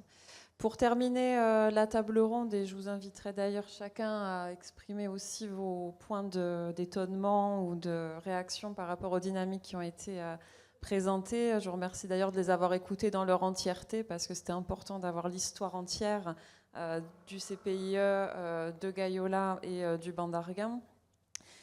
On va conclure, et je vais redonner rapidement la parole à Wilfried sur la deuxième problématique des aires marines protégées. On a parlé de légitimité, on a parlé de comprendre ce qu'est un patrimoine. Une dernière problématique, c'est des questions aussi d'ampleur spatiale, c'est-à-dire que quand on se confronte à ces dynamiques d'aires protégées, et d'ailleurs c'était l'objet de cette dernière carte que je trouvais assez intéressante, c'est quand on projette sur le golfe du Lion, ce que ça représenterait en termes d'ampleur spatiale, le parc du Bandarguin, ben ça ouvre aussi la voie à penser des aires maritimes, terrestres et maritimes d'ailleurs, intégrées. Ça nous donne un bon exemple de la capacité, quand on a une pêche artisanale raisonnée et puis maîtrisée, de comment elle peut être un support et un catalyseur aussi du maintien de la vivacité et de l'identité du territoire. Et on sait comme ça nous touche, nous aussi personnellement, nous l'Ifremer, c'est-à-dire d'autres acteurs qui sont présents dans cette salle, le lycée de la mer, la région, etc., dans un contexte où nos pêcheries sont confrontées à ces questions justement de durabilité. Et donc l'ampleur spatiale, voilà, comment on rend finalement ces aires marines durables, résilientes, comment on arrive à maintenir un patrimoine marin dans un contexte de grande ampleur spatiale et de changement climatique. Donc Wilfried, est-ce que tu veux bien poursuivre ce que tu avais entamé sur les thèmes de l'UNOC et continuer la discussion sur ce sujet? Alors, je vais peut-être faire un petit pas de côté par rapport à ce qu'on avait prévu pour rebondir sur les propos des trois collègues et leurs témoignages de ces expériences de gestion que j'ai trouvées particulièrement éclairantes, particulièrement intéressantes, en particulier par l'illustration de la place de la science dans ces démarches. Et tout à l'heure, j'évoquais justement ce besoin d'avoir un peu des savoirs multiples, et ne pas avoir une science isolée qui essaye de percoler vers le bas, mais plutôt une science qui se mélange à d'autres acteurs, à d'autres connaissances. Et on voit effectivement que les trois sites qui nous ont été présentés s'appuient sur cette science pour mieux connaître, parce que finalement on protège mieux ce qu'on connaît mieux, pour mieux anticiper aussi l'avenir, pour mieux gérer, et je trouvais ça particulièrement intéressant. Alors je me raccrocherai quand même à la diapositive, on l'a fait, on ne va pas la laisser de côté. En préparant l'UNOC, effectivement, ce sujet de la place du patrimoine maritime, le lien avec la science, le lien avec ces savoirs multiples est rapidement apparu. Et donc on avait noté quelques chiffres pour poser le paysage. À l'UNESCO, il y a 51 sites marins qui sont sur la liste du patrimoine mondial, parmi un peu plus d'1 millier sur l'ensemble de la liste. Je crois que c'est entre 1100 et 1200. Et ce que nous dit l'UNESCO, c'est assez intéressant, c'est que finalement il y a 70% de ces sites marins qui sont menacés par le changement climatique. Et malgré ce chiffre-là, on estime que la majorité des sites ne sont pas préparés à affronter ce changement. On évoquait tout à l'heure tout un tas de pressions. On n'a pas évoqué encore le changement climatique. Il est présent, c'est un fait. Le GIEC nous le rappelle régulièrement. L'IPBES, GIEC de la biodiversité également. Et ces sites sont mal préparés parce qu'il y a encore un manque de connaissances sur justement l'impact de ce changement climatique sur le patrimoine. Donc il y a un enjeu. Je pense qu'on l'effleure un petit peu dans vos travaux avec un conseil scientifique, avec l'association de structures scientifiques autour d'aires de gestion. Voilà, il faut effectivement produire cette connaissance, une connaissance actionnable qui puisse derrière éclairer la décision et proposer des solutions pour tendre vers une meilleure protection de ces sites. Alors, dans les travaux préparatoires aux recommandations, il y a effectivement tout un tas de pistes qu'on a posées à l'IFREMER sur justement le besoin, alors à la fois de respecter un certain nombre d'accords ambitieux au niveau international. On pense en tête de liste à l'accord de Paris et à ces 1,5 avec lesquels on est en train de flirter dangereusement. Et puis on se dit l'océan, ça peut aussi être une solution. Donc il y a besoin de mettre en place un certain nombre de solutions pour atténuer ces pressions climatiques. Voilà, en s'appuyant sur l'océan, en essayant d'aller chercher du co-usage, du co-bénéfice, pour faire en sorte que protection du climat rime aussi avec protection de la biodiversité. Voilà, tout un faisceau de travaux, de réflexions qui nous font dire que la science a sa place à côté de l'ensemble des savoirs pour justement protéger ce patrimoine face aux différentes pressions qui s'exercent, climat, pollution, espèces invasives, conflits d'usage. Voilà, j'en passe, c'était meilleur. Merci beaucoup. Merci Wilfried. Est-ce que Marion, tu veux... Merci. Tu peux remettre la carte que tu avais juste avant? Laquelle? Celle-là? Celle-ci, ouais. Juste souligner que c'est drôle parce que les limites du parc national du Banc d'Arguin englobent à peu près le futur territoire du CPIE littoral d'Occitanie, avec des enjeux et des problématiques différentes. Mais voilà, on n'a plus qu'à imaginer sur un territoire de cette taille, ici, tout cet espace maritime interdit à la pêche motorisée et avec seulement des embarcations traditionnelles à voile qui pêchent. Voilà, ça fait rêver. Bon, tout ça pour dire que ce qui ressort, je trouve, de nos interventions, c'est la complémentarité entre ce qu'on représente pour nous, les acteurs associatifs, les gestionnaires et les scientifiques dans la protection de la biodiversité. Voilà, ça semble évident finalement. Merci Marion. Marco?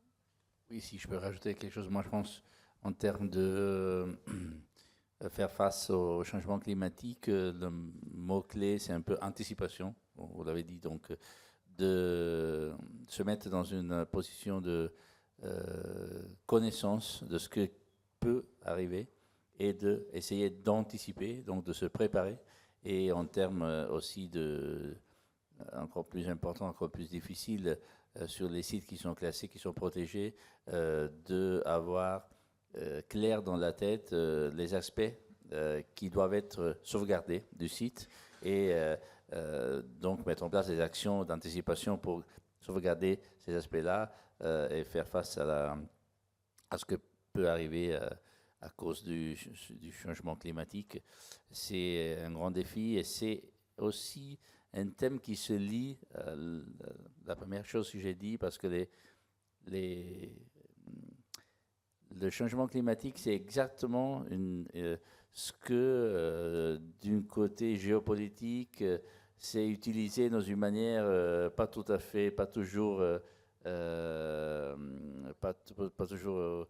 juste, je dirais. Donc, on est dans un moment dans lequel il y a des communautés, des États qui utilisent une narrative qui n'est pas tout à fait juste, qui ne remet pas exactement au centre la science, mais plutôt des intérêts plutôt géopolitiques. Donc, et typiquement, l'argument des changements climatiques, ce que arrive maintenant de l'autre côté de l'océan, nous dit beaucoup sur ce thème-là, aussi les collègues scientifiques qui sont en train de se battre pour remettre au centre des arguments plutôt scientifiques, je dirais, et pas trop politiques. Donc, moi, je pense que le mot-clé, c'est vraiment anticipation et encore plus compréhension. Donc, la science, c'est connaissance. La première chose qu'on doit faire, on doit connaître nos environnements, on doit connaître ce que peut arriver et avoir clair des points de ce qu'on peut faire, ce qu'on doit regarder, qui sont les actions les plus importantes. Donc, ça, c'est pas facile. Moi, je pense que ça serait l'un des arguments les plus débattus à New York, moi, je pense aussi. Et j'espère vraiment que la conférence scientifique qui précède la conférence politique, qu'on aura la possibilité de nourrir la conférence politique avec les arguments, avec les indications, avec la connaissance qui vient de la partie scientifique, parce que une orque sans la partie politique, sans la partie scientifique, n'a pas de sens. Et avant de laisser la parole à Adrami pour le mot de la fin, peut-être juste pour rebondir sur ce que vous dites tous les trois, il y a aussi une notion de territoire qui est très très forte et d'interaction entre le territoire terrestre et le territoire marin. Et ça, c'est ce qu'on voit aussi sur la carte qui est projetée. C'est ce qui fait aussi une particularité du parc du Banc d'Arguin, c'est que on fait aussi souvent face en France à une décorrélation complète entre la couche maritime et la couche terrestre, et que c'est profondément dommageable. Je pense qu'on est en train de s'en rendre compte sur un certain nombre de sujets particulier au golfe du Lion, et qu'on gagnerait probablement à, sur un certain nombre de territoires sensibles et vulnérables, penser ces interactions de patrimoine environnemental ou culturel de manière beaucoup plus intégrée et beaucoup plus forte. Donc ça ne veut pas dire rapprocher je sais pas moi, la communauté d'agglomération de Béziers du parc marin du golfe du Lion, mais en tout cas être en capacité de raccrocher déjà un peu mieux terre et mer et dans ces acteurs scientifiques qui sont déjà pas les mêmes, et dans ces acteurs de gouvernance qui sont encore différents, et dans ces associations qui sont, elles, par contre, des moteurs vraiment intégrés à ces deux types de territoires. Je pense que c'est une profonde vulnérabilité française. Alors, je ne sais pas si c'est la même chose en Italie, mais nous, en tout cas, je crains qu'à terme, ça nous soit dommageable. Ça a pu l'être pour certaines professions ici représentées. Je pense que ça fait partie des pistes sur lesquelles il faut impérativement que la science aussi soit motrice et dépasse ces complexités administratives et territoriales. Oui, si je peux rajouter quelque chose très vite. Absolument, c'est tout à fait vrai. On n'a pas évoqué ça, mais c'est très important. L'exemple le plus évident, on a parlé de la pollution plastique en mer. Mais la pollution plastique en mer, le combat, ça se fait en terre. Ça ne se fait pas en mer. En mer, on peut essayer de récupérer, on peut essayer de dépolluer, mais les vraies actions de combat, ce sont à terre, parce que la plastique, c'est de là qu'ils viennent. Donc, c'est nécessaire ce rapport entre les deux territoires, je dirais. Et une autre chose qu'on n'a pas évoquée, c'est très important, c'est ce qu'on appelle MSP. Donc, Maritime Spatial Planning, c'est des principes très importants à mettre en place. Et c'est des principes qui travaillent sur l'intersection des différents intérêts des différentes communautés, les pêcheurs, l'économie de tourisme, l'économie de transport, les différents intérêts qui insistent sur le même environnement, doivent être coordonnés, doivent travailler ensemble dans ce principe de Maritime Spatial Planning que moi je pense c'est aussi très, très important. On est en train de développer une politique de MSP en Italie très lentement, trop lentement je dirais, mais on est parti enfin, donc on verra. Adrami, pour conclure. Ok. Moi, je vais en fait rebondir sur 2 points que je n'ai pas eu le temps peut-être de développer parce qu'il fallait intervenir sur un laps de temps. Le premier point, c'est comment nous gérons cette ressource. Ils l'ont rappelé les scientifiques, c'est qu'on a évidemment des enquêteurs de l'Institut mauritanien de recherche océanographique et pêche dans chacun des villages. Et donc, au départ de la lanche, ils voient les filets, les engins de pêche qui sont embarqués, parce qu'il y a des engins de pêche qui sont prohibés. Donc, ils voient très bien quel engin de pêche ils amènent quand ils vont sortir. Et au retour, ils checkent aussi les mêmes engins de pêche. Est-ce que c'est les mêmes avec lesquels ils sont partis ou est-ce qu'ils ont utilisé d'autres qui sont prohibés? Et puis aussi, du coup, ils prennent les quantités de poissons, ils disent les quantités, les sortes de poissons et tout ça, et consigner. Et à la fin de l'année, on fait un traitement statistique pour voir les quantités qui sont pêchées, de telle sorte qu'on a une réunion à la fin de l'année qu'on appelle une réunion de concertation à laquelle le gouverneur de la région est invité, la presse internationale est invitée, RFI, la presse nationale, et on projette les résultats scientifiques cette fois-ci, qui sont élaborés donc, par l'IMOP et par l'ONISPA pour ce qui est qualité de l'eau, par la surveillance où il y avait Marion. Voilà, la surveillance a attrapé telle pirogue à ce niveau et a attrapé telle pirogue dans cette zone, et ainsi de suite. Vous avez utilisé tel filet. Et avec ça, à la fin, on s'engage. Parce que nous pensons que ce que disent les scientifiques, ce n'est pas toujours vérifié, comme le monsieur l'a dit, et on fait véhiculer, on fait mobiliser aussi le savoir empirique des Imraguens, parce qu'ils connaissent leur zone. Et on recoupe les deux connaissances, la connaissance scientifique et la connaissance empirique des Imraguens, pour en tirer quelque chose qu'on utilise dans ce qu'on appelle chez nous l'approche participative. Nous ne gérons pas le parc avec la loi, parce qu'il y a une loi qui détermine tout, mais elle est souvent coercitive et nous, on est toujours du côté de la population. Alors on s'est dit, on va faire ce qu'on appelle une approche participative.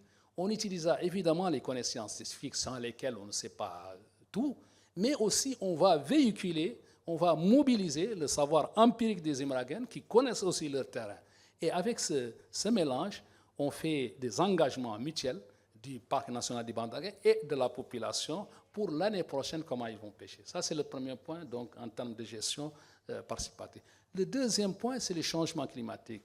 Les villages du Parc national du Bandagé, il y a certains qui commencent à être inondés, donc le changement climatique est perceptible là.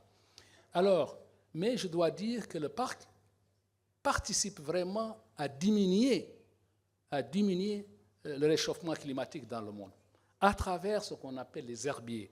Parce que le Parc national du Bandagé est le deuxième au monde, après les États-Unis, en termes de superficie d'herbiers. Actuellement, dans les recherches, on est à 1900, mais on n'est même pas encore arrivé au fond. 1900 km² d'herbiers. Alors, ces herbiers, figurez-vous, ils séquestrent le carbone. La pollution que vous émettez ici à Paris ou à New York, nous, en Mauritanie, on le séquestre dans nos sédiments, à travers les feuilles, les racines et dans les sédiments. Et actuellement, on a un projet sur le carbone qui va déterminer la quantité et la quantité qu'on séquestre pour qu'on puisse vendre ça sur le marché mondial à ce qu'on nous rétribue à travers notre rôle de diminution du réchauffement planétaire. Et donc, en termes de changement climatique. Voilà, c'était 2 points que je voulais ajouter. Merci. Merci. Donc, on va clore cette table ronde. J'espère que vous aurez apprécié le voyage du Golfe du Lion à la Mauritanie, à l'Italie, sur le concept de patrimoine. Peut-être qu'on a 20 minutes d'interaction avec la salle avant la conférence de presse, c'est ça ? Je vais juste profiter pour saluer l'arrivée d'un des partenaires importants sur le plan diplomatique d'Escale 7. On a présenté les premières délégations représentées ce matin. Madame la consul générale de Roumanie à Marseille vient d'arriver. Bienvenue, Aurélia. Et puis, je vais donner la parole notamment à un représentant de l'importante délégation slovène, puisque nous avons un expert des parcs marins sur la côte d'Istrie en Slovénie qui va intervenir. Oui, bonjour. Mon nom, c'est Alexander Valentin. Je suis l'administrateur général de la compagnie Saline de Piran. Et on a un rôle très intéressant parce qu'on est une compagnie privée, mais on est gesteur d'un parc naturel et c'est un très bon exemple d'un partenariat entre le privé et le public parce qu'on a un concessionnaire pour gérer le parc national. Au même moment, on gère la patrimoine naturel, mais aussi le patrimoine culturel, parce qu'on est les salines de Slovénie, et un producteur de sel naturel d'une manière traditionnelle.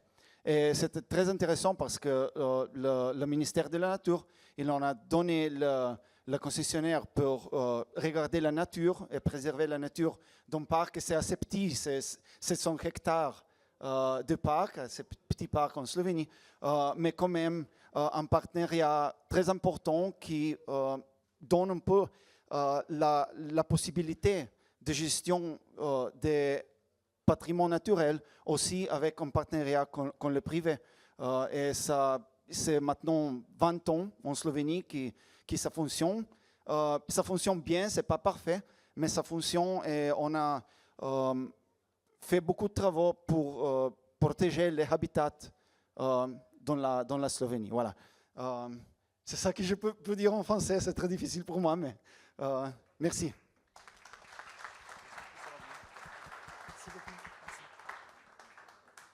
Alors, je salue également l'arrivée de Monsieur le Consul général du Japon.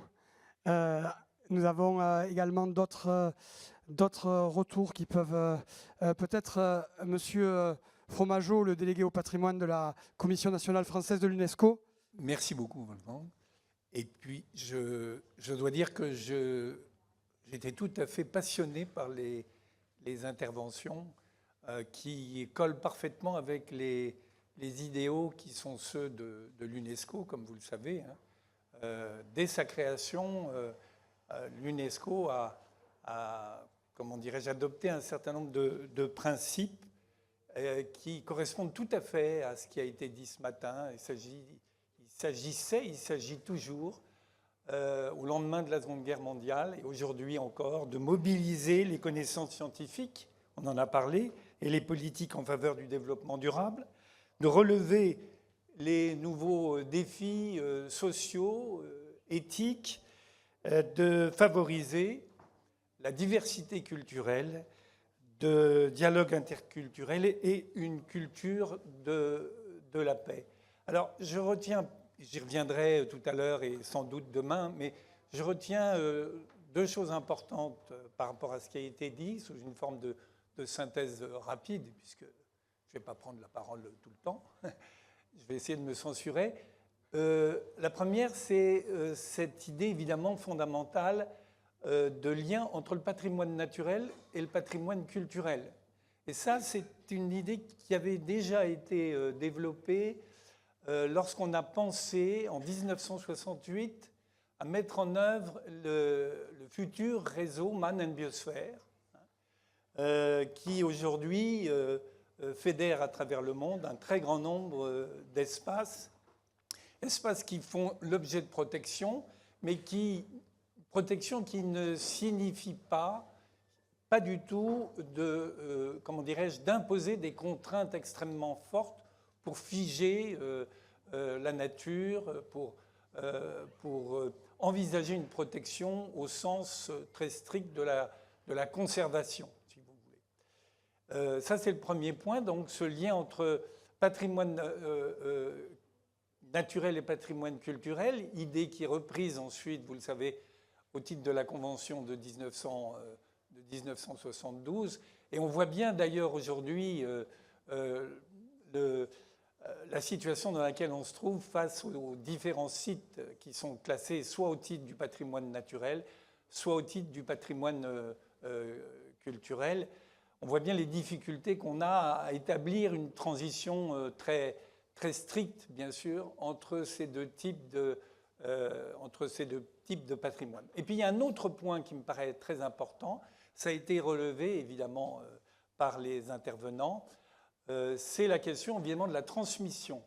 La transmission en particulier aux jeunes, ce sont eux qui vont hériter de ce patrimoine au sens du droit le plus ancien, du droit romain, un héritage qu'il faut transmettre aux générations futures. Alors par le biais, j'insiste, par le biais justement d'un certain nombre d'institutions qui ont été mises en place par l'UNESCO. Je pense d'abord, sur le plan scientifique, aux chaires UNESCO, qui peuvent jouer un rôle très important en termes de recherche, ça a été évoqué tout à l'heure.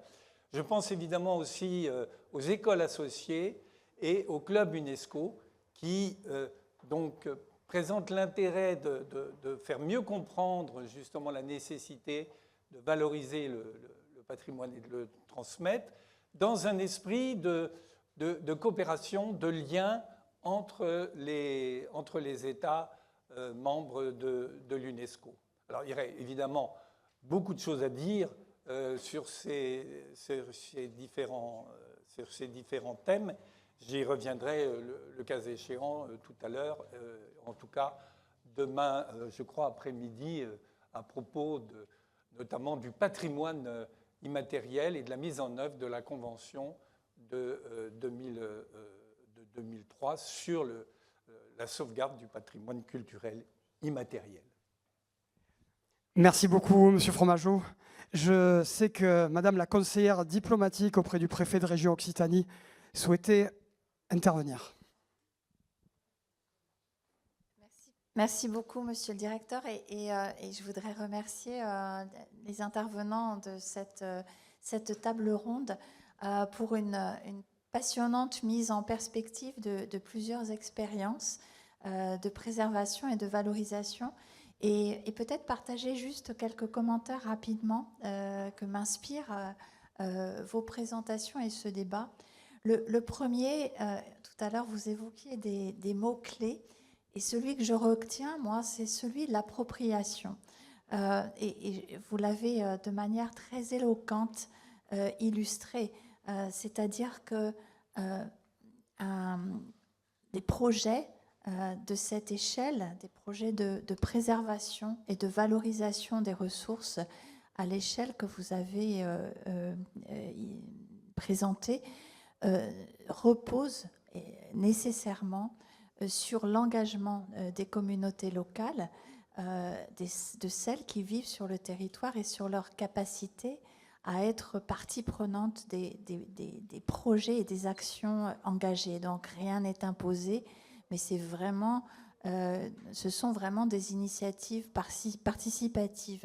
Et c'est vrai de projets qui concernent le littoral, c'est vrai aussi d'autres projets. Et je pense notamment à des projets de préservation des espaces forestiers qui sont aussi des conservatoires naturels. Donc, c'est vraiment un trait commun. Deuxièmement, mon deuxième commentaire, ça vise à la temporalité et c'est en lien aussi avec cette question de l'implication des communautés locales, voir non pas le temps court, mais le temps long. Et l'acceptation, et ça a été très bien dit, bien sûr, par le directeur du parc naturel du parc national du Banc d'Arguin, c'est d'accepter, en fait, d'une certaine manière, certaines contraintes sur l'activité courante pour mieux préserver la capacité à continuer d'exercer cette activité de manière durable à l'avenir. Le troisième point et le troisième commentaire que je voulais faire, touche à la complémentarité des actions. Il a été fait référence à la troisième conférence des Nations Unies sur l'océan qui s'annonce au début juin et qui illustre en fait 10 ans après l'accord de Paris, une volonté de la France de contribuer à permettre l'élaboration d'un cadre qui contribue à préserver les ressources naturelles pour le bénéfice de la communauté internationale tout entière. Donc il y a un engagement, c'est une priorité diplomatique de la France et elle va s'exprimer dans le cadre de cette conférence. Elle fait écho, bien sûr, et elle vient, peut-être contribuer à donner et à valoriser toutes les initiatives qui sont engagées, et notamment par les réseaux d'associations et qui elle-même s'engage dans des partenariats internationaux. Je voulais dire aussi que la préservation de cette ressource océane, elle devra aussi pouvoir compter sur des outils de surveillance, des outils scientifiques, et que l'on espère, puisque je suis donc basée à Toulouse auprès du préfet de la région Occitanie, et que Toulouse héberge la société Mercator, que cette société pourra, dont la mission est précisément de justement permettre et garantir le recueil de données scientifiques nécessaires à la compréhension des mécanismes et des problématiques océaniques, que cette société pourra effectuer prochainement SAMU et se transformer en organisation intergouvernementale pérenne. Voilà. Merci encore infiniment pour ce passionnant débat.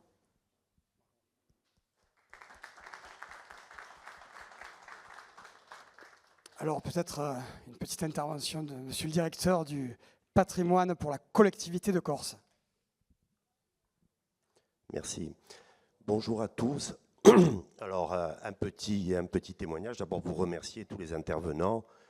Alors nous c'est le patrimoine culturel à la collectivité de Corse, mais d'ouvrir ce matin avec ces exemples et ces témoignages sur la préservation du patrimoine naturel me semble très intéressant, et d'autant plus que nous essayons de mener au-delà des structures administratives des liens très forts avec l'Office de l'environnement de la Corse, avec l'Adréal, avec le Conservatoire du littoral. Et pour exemple, le parc marin du Cap Corse, décrété il y a quelques années, très récent, où nous avons pu collaborer avec le parc et leur donner des vitrines à travers la restauration de tours littorales à Miomo, commune de Santa Maria di Lotte, côte est du Cap Corse. Le Cap Corse, c'est cette petite, elle n'est pas si petite, cette péninsule au nord de l'île, et de l'autre côte ouest, la tour d'Albo, commune d'Ogliastro,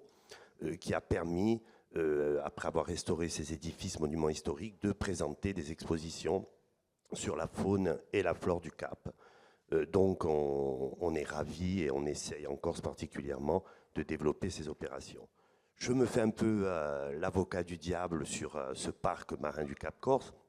En tant que résident, hein, je possède une toute petite maison à la pointe de cette péninsule, hein, sur la marine de Barcage, face à l'île de la Giraille. On est vraiment sur la pointe nord, avec 2 observations après 4-5 ans de cette inscription comme parc naturel marin, avec une problématique autour des oursins. On a pu le vivre cette année, avec une saison qui se réduise. Alors, tout le monde était très favorable, tous les villageois, à la création du parc marin du Cap Corse. Et très vite se sont posées 2 contraintes. D'abord, la protection des oursins notamment, avec une réduction de la période de cueillette, hein, à 2 mois, et peut-être moins les années qui viennent. Et une problématique, en fait, qui choque un peu les villageois, parce que c'était vraiment une pratique traditionnelle chaque année de se réunir sur le port et de manger des oursins 2, 3, 4 fois par an, avec une gestion de la ressource depuis au moins un siècle, hein, qui ne posait pas de problème particulier, mais un phénomène récent, depuis une dizaine d'années, avec la commercialisation très très forte des oursins dans la ville de Bastia, qui est située donc à la base est du Cap Corse, avec un prix croissant, hein, des plus de 20 € la douzaine, et donc une raréfaction de la ressource. Donc une contrainte pour les villageois autour de l'oursin, de sa commercialisation, et personne ne comprend pourquoi on n'interdit pas sa commercialisation, qui, de l'avis de tous, réglerait au moins une partie du problème. Et second phénomène de la création du parc, je me fais l'avocat du diable, c'est l'appel d'air que ça a provoqué. Le Cap Corse, on a la chance d'avoir une région qui était très peu développée, hein. En Corse, c'est surtout le sud, Porto Vecchio, Bonifacio, Ajaccio, tout, on va dire, le triangle sud qui est très très fréquenté. le nord, dans le Cap Corse, on était assez tranquille. Avec la création du Cap Corse, ça a fait, donc je disais, un appel d'air. Ça a créé donc une compagnie maritime de transport de passagers, s'est installée à Maginage, qui est le principal port sur la côte est, et a quadruplé sa flotte ces dernières années. On est aujourd'hui à près de 300 à 400 000 visiteurs sur 2 mois. Et avec donc toutes les contraintes que cela génère, à la fois sur le parcours du sentier du littoral et à la fois le transport maritime. Donc voilà, c'était simplement de signaler, c'est des réflexions que je me pose vraiment en tant qu'usager. Voilà. Mais encore une fois, merci beaucoup pour cette matinée très très intéressante. Alors, je vais maintenant me proposer la dernière personne qui a témoigné son envie de témoigner. Il s'agit d'Henri Masson. Henri Masson qui a été chargé de mission interministérielle pour faire l'inventaire du patrimoine maritime en France de 2021 à 2023. Oui, merci beaucoup Wolfgang. Moi, j'ai trouvé extrêmement intéressant les présentations de ce matin et j'y ai trouvé effectivement un certain nombre de points communs. Et en particulier, il a été bien mis en évidence le lien entre la terre et la mer, donc, et entre ce patrimoine maritime et les territoires. Les territoires, voilà, on a l'exemple du CPIE, on a eu de très beaux cas d'école. Et donc, connaissance qui permet cette appropriation du territoire par les communautés, comme ça a été dit très bien. Et puis, deuxième point aussi que je voudrais, peut-être sous un angle un peu plus pittoresque, mais que je vous développerai demain, c'est la question de l'articulation du patrimoine culturel et du patrimoine naturel. Et donc, dans les présentations qu'on a eues, on a eu des bons exemples. Moi, je retiens en particulier celui du banc d'Arguin, où on nous a très bien expliqué que c'est la configuration des lieux qui donne une richesse halieutique, enfin d'abord un territoire fertile en fin de compte, qui crée de la richesse en fait, et qui donne un élément d'histoire finalement à la communauté. Et moi demain je vous parlerai de Saint-Pierre-et-Miquelon, où on a aussi des hauts fonds, on a aussi donc une météo particulière sur les bancs de Terre-Neuve. Et c'est ça qui crée finalement ce patrimoine culturel qu'on va essayer ensuite de préserver. Donc je voudrais juste souligner ce rapport évident, mais finalement très important entre le patrimoine culturel et le patrimoine naturel. Merci beaucoup.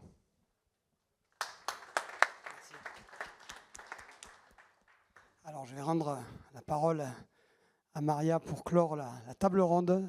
Pas de chance, fallait pas poser de questions, du coup on va réagir. Alors Marco, 30 secondes sur Mercator, et ensuite on clôturera.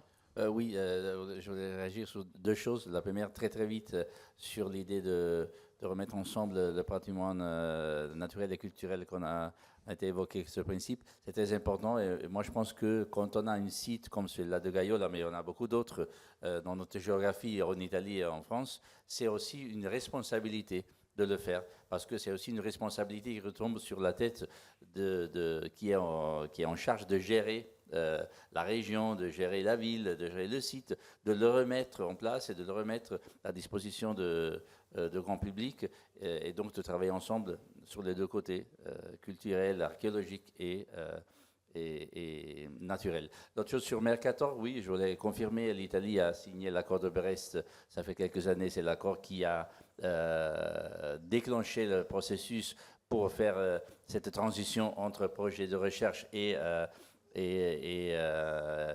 IGO, donc organisme reconnu. Et on espère d'arriver enfin à une OC.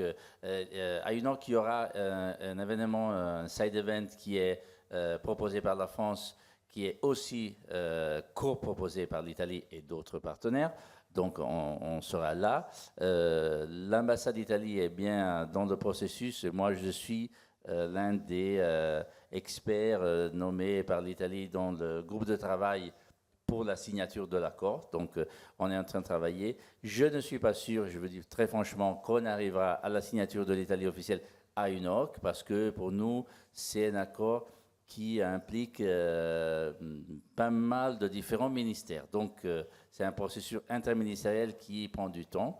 Mais on est sur la route, on travaille toujours avec les collègues français. On a eu une grande conférence, ça fait 2 semaines à Paris, donc on a bien travaillé. Donc seulement pour confirmer qu'on est tous là et on essaye aussi d'élargir le partenariat parce que c'est très important de remettre en place une structure qui sera basée à Toulouse, mais qui peut bénéficier de les compétences des Français, mais aussi d'Italie, Allemagne, UK. On est en train de travailler pour remettre dans le partenariat toutes les compétences possibles. Merci. Merci. Alors, une intervention très rapide sur ce qu'a dit Pierre-Jean Campocasso et votre intervention. Sur l'appel d'air qu'offrent les aires marines protégées, c'est souvent, effectivement, dans les premières années, un compromis maladroit entre de la réglementation de ce qu'on voit immédiatement, là tout de suite, prioritairement réglementable, entre guillemets, parce qu'il y a ce sur quoi on peut agir et ce sur quoi on doit agir, ce qui est encore un autre débat, et un maintien de l'économie. Et justement, je pense que vous disiez tout à l'heure, il faut faire confiance au temps long. Effectivement, une aire marine protégée, ça met 10 ans, 15 ans avant de trouver un fonctionnement qui a du sens écologique et qui a une pertinence économique. Et ce dont témoignait Pierre-Jean, c'est probablement aussi le fait d'un territoire qui ne connaît pas si bien que ça encore son identité maritime. Et je crois que ça fait partie des travaux que la collectivité de Corse souhaite développer. Donc j'espère que ce type d'intervention, typiquement l'audit d'inventaire patrimonial dont témoignait Marion, ça sert aussi à ça. C'est qu'une aire marine protégée, elle ne doit pas faire perdre les usages porteurs de liens et porteurs de connaissances du territoire, ce qui peut se passer quand on va privilégier une économie facile. Et elle ne doit pas non plus être vectrice d'économie mortifère ou sanctuarisante qui va priver les usagers effectivement de son accès. Et ça, il faut accepter que ça mette 5-10 ans. Il faut aider les aires marines protégées à trouver les bons outils pour raconter leur territoire et pour toucher les bonnes personnes. C'est une affaire d'usagers, c'est une affaire d'association, c'est une affaire de sciences humaines et sociales aussi. Et je pense qu'on a cette responsabilité-là aussi dans nos instituts de décloisonner nos connaissances scientifiques et leur forme de forte expertise pour les amener vers cette connaissance-là et développer des aires marines qui progressivement instaurent l'acceptation, la légitimité et le bénéfice humain en termes de bien-être, en termes de santé des milieux, mais aussi des populations qui en dépendent directement. Je crois que vous vouliez intervenir et je ne sais pas si tu as un micro encore, Wolf, pour François.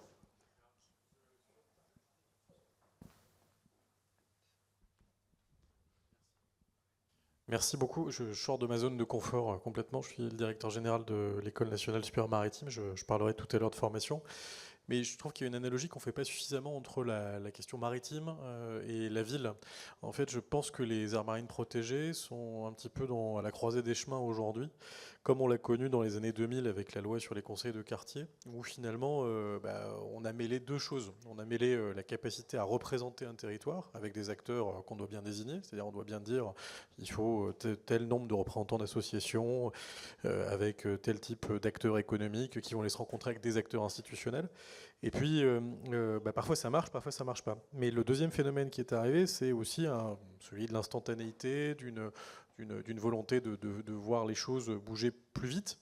Et malheureusement, ce qu'on voit, c'est qu'en termes de politique de la ville, ça s'est complètement cassé la figure. C'est-à-dire que les conseils de quartier marchent, c'est très caricatural ce que je dis, et ça n'engage finalement que moi, mais j'ai un petit peu travaillé le sujet il y a longtemps, avant de rentrer dans le maritime, et j'avais travaillé là-dessus un peu en perdant un certain nombre d'illusions, et je ne voudrais pas voir les aires marines protégées, qui était une plutôt bonne idée dans les années 2005-2006, fondus dans une grosse structure qui est l'OFB aujourd'hui, perdre à la fois leur âme, ce qui n'est pas possible, et puis surtout être confronté au même phénomène que peuvent être les conseils de quartier, c'est-à-dire à force d'avoir des personnalités qui essayent d'émerger, être finalement remplacées par des structures tierces qui viennent apporter des solutions de but en blanc.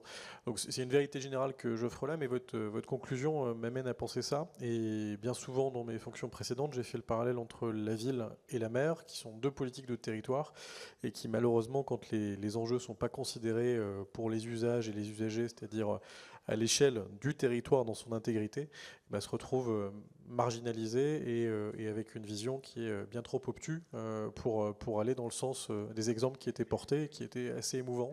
Je reprends l'exemple de monsieur tout à l'heure sur les charpentiers de Concarneau. Je trouve ça extrêmement intéressant. Voilà ce que ça apporte comme réflexion, puisque vous disiez qu'il n'y avait pas eu d'interaction avec des questions. Moi, c'est directement par rapport à ce que vous avez dit. Pour le public, rendez-vous cet après-midi à 14h avec des échanges tout aussi passionnants sur la transmission et sur la solidarité. Demain, une journée de rencontre avec les acteurs et les experts du patrimoine maritime autour des enjeux de sauvegarde, d'inventaire et de vulgarisation sur le bassin de Thau, avec beaucoup de regards extérieurs et experts et aussi les gens de mer. Pour les journalistes et les partenaires qui participent à notre conférence de presse, rendez-vous maintenant au pied de l'échelle de coupée de la Loire. Merci à tous.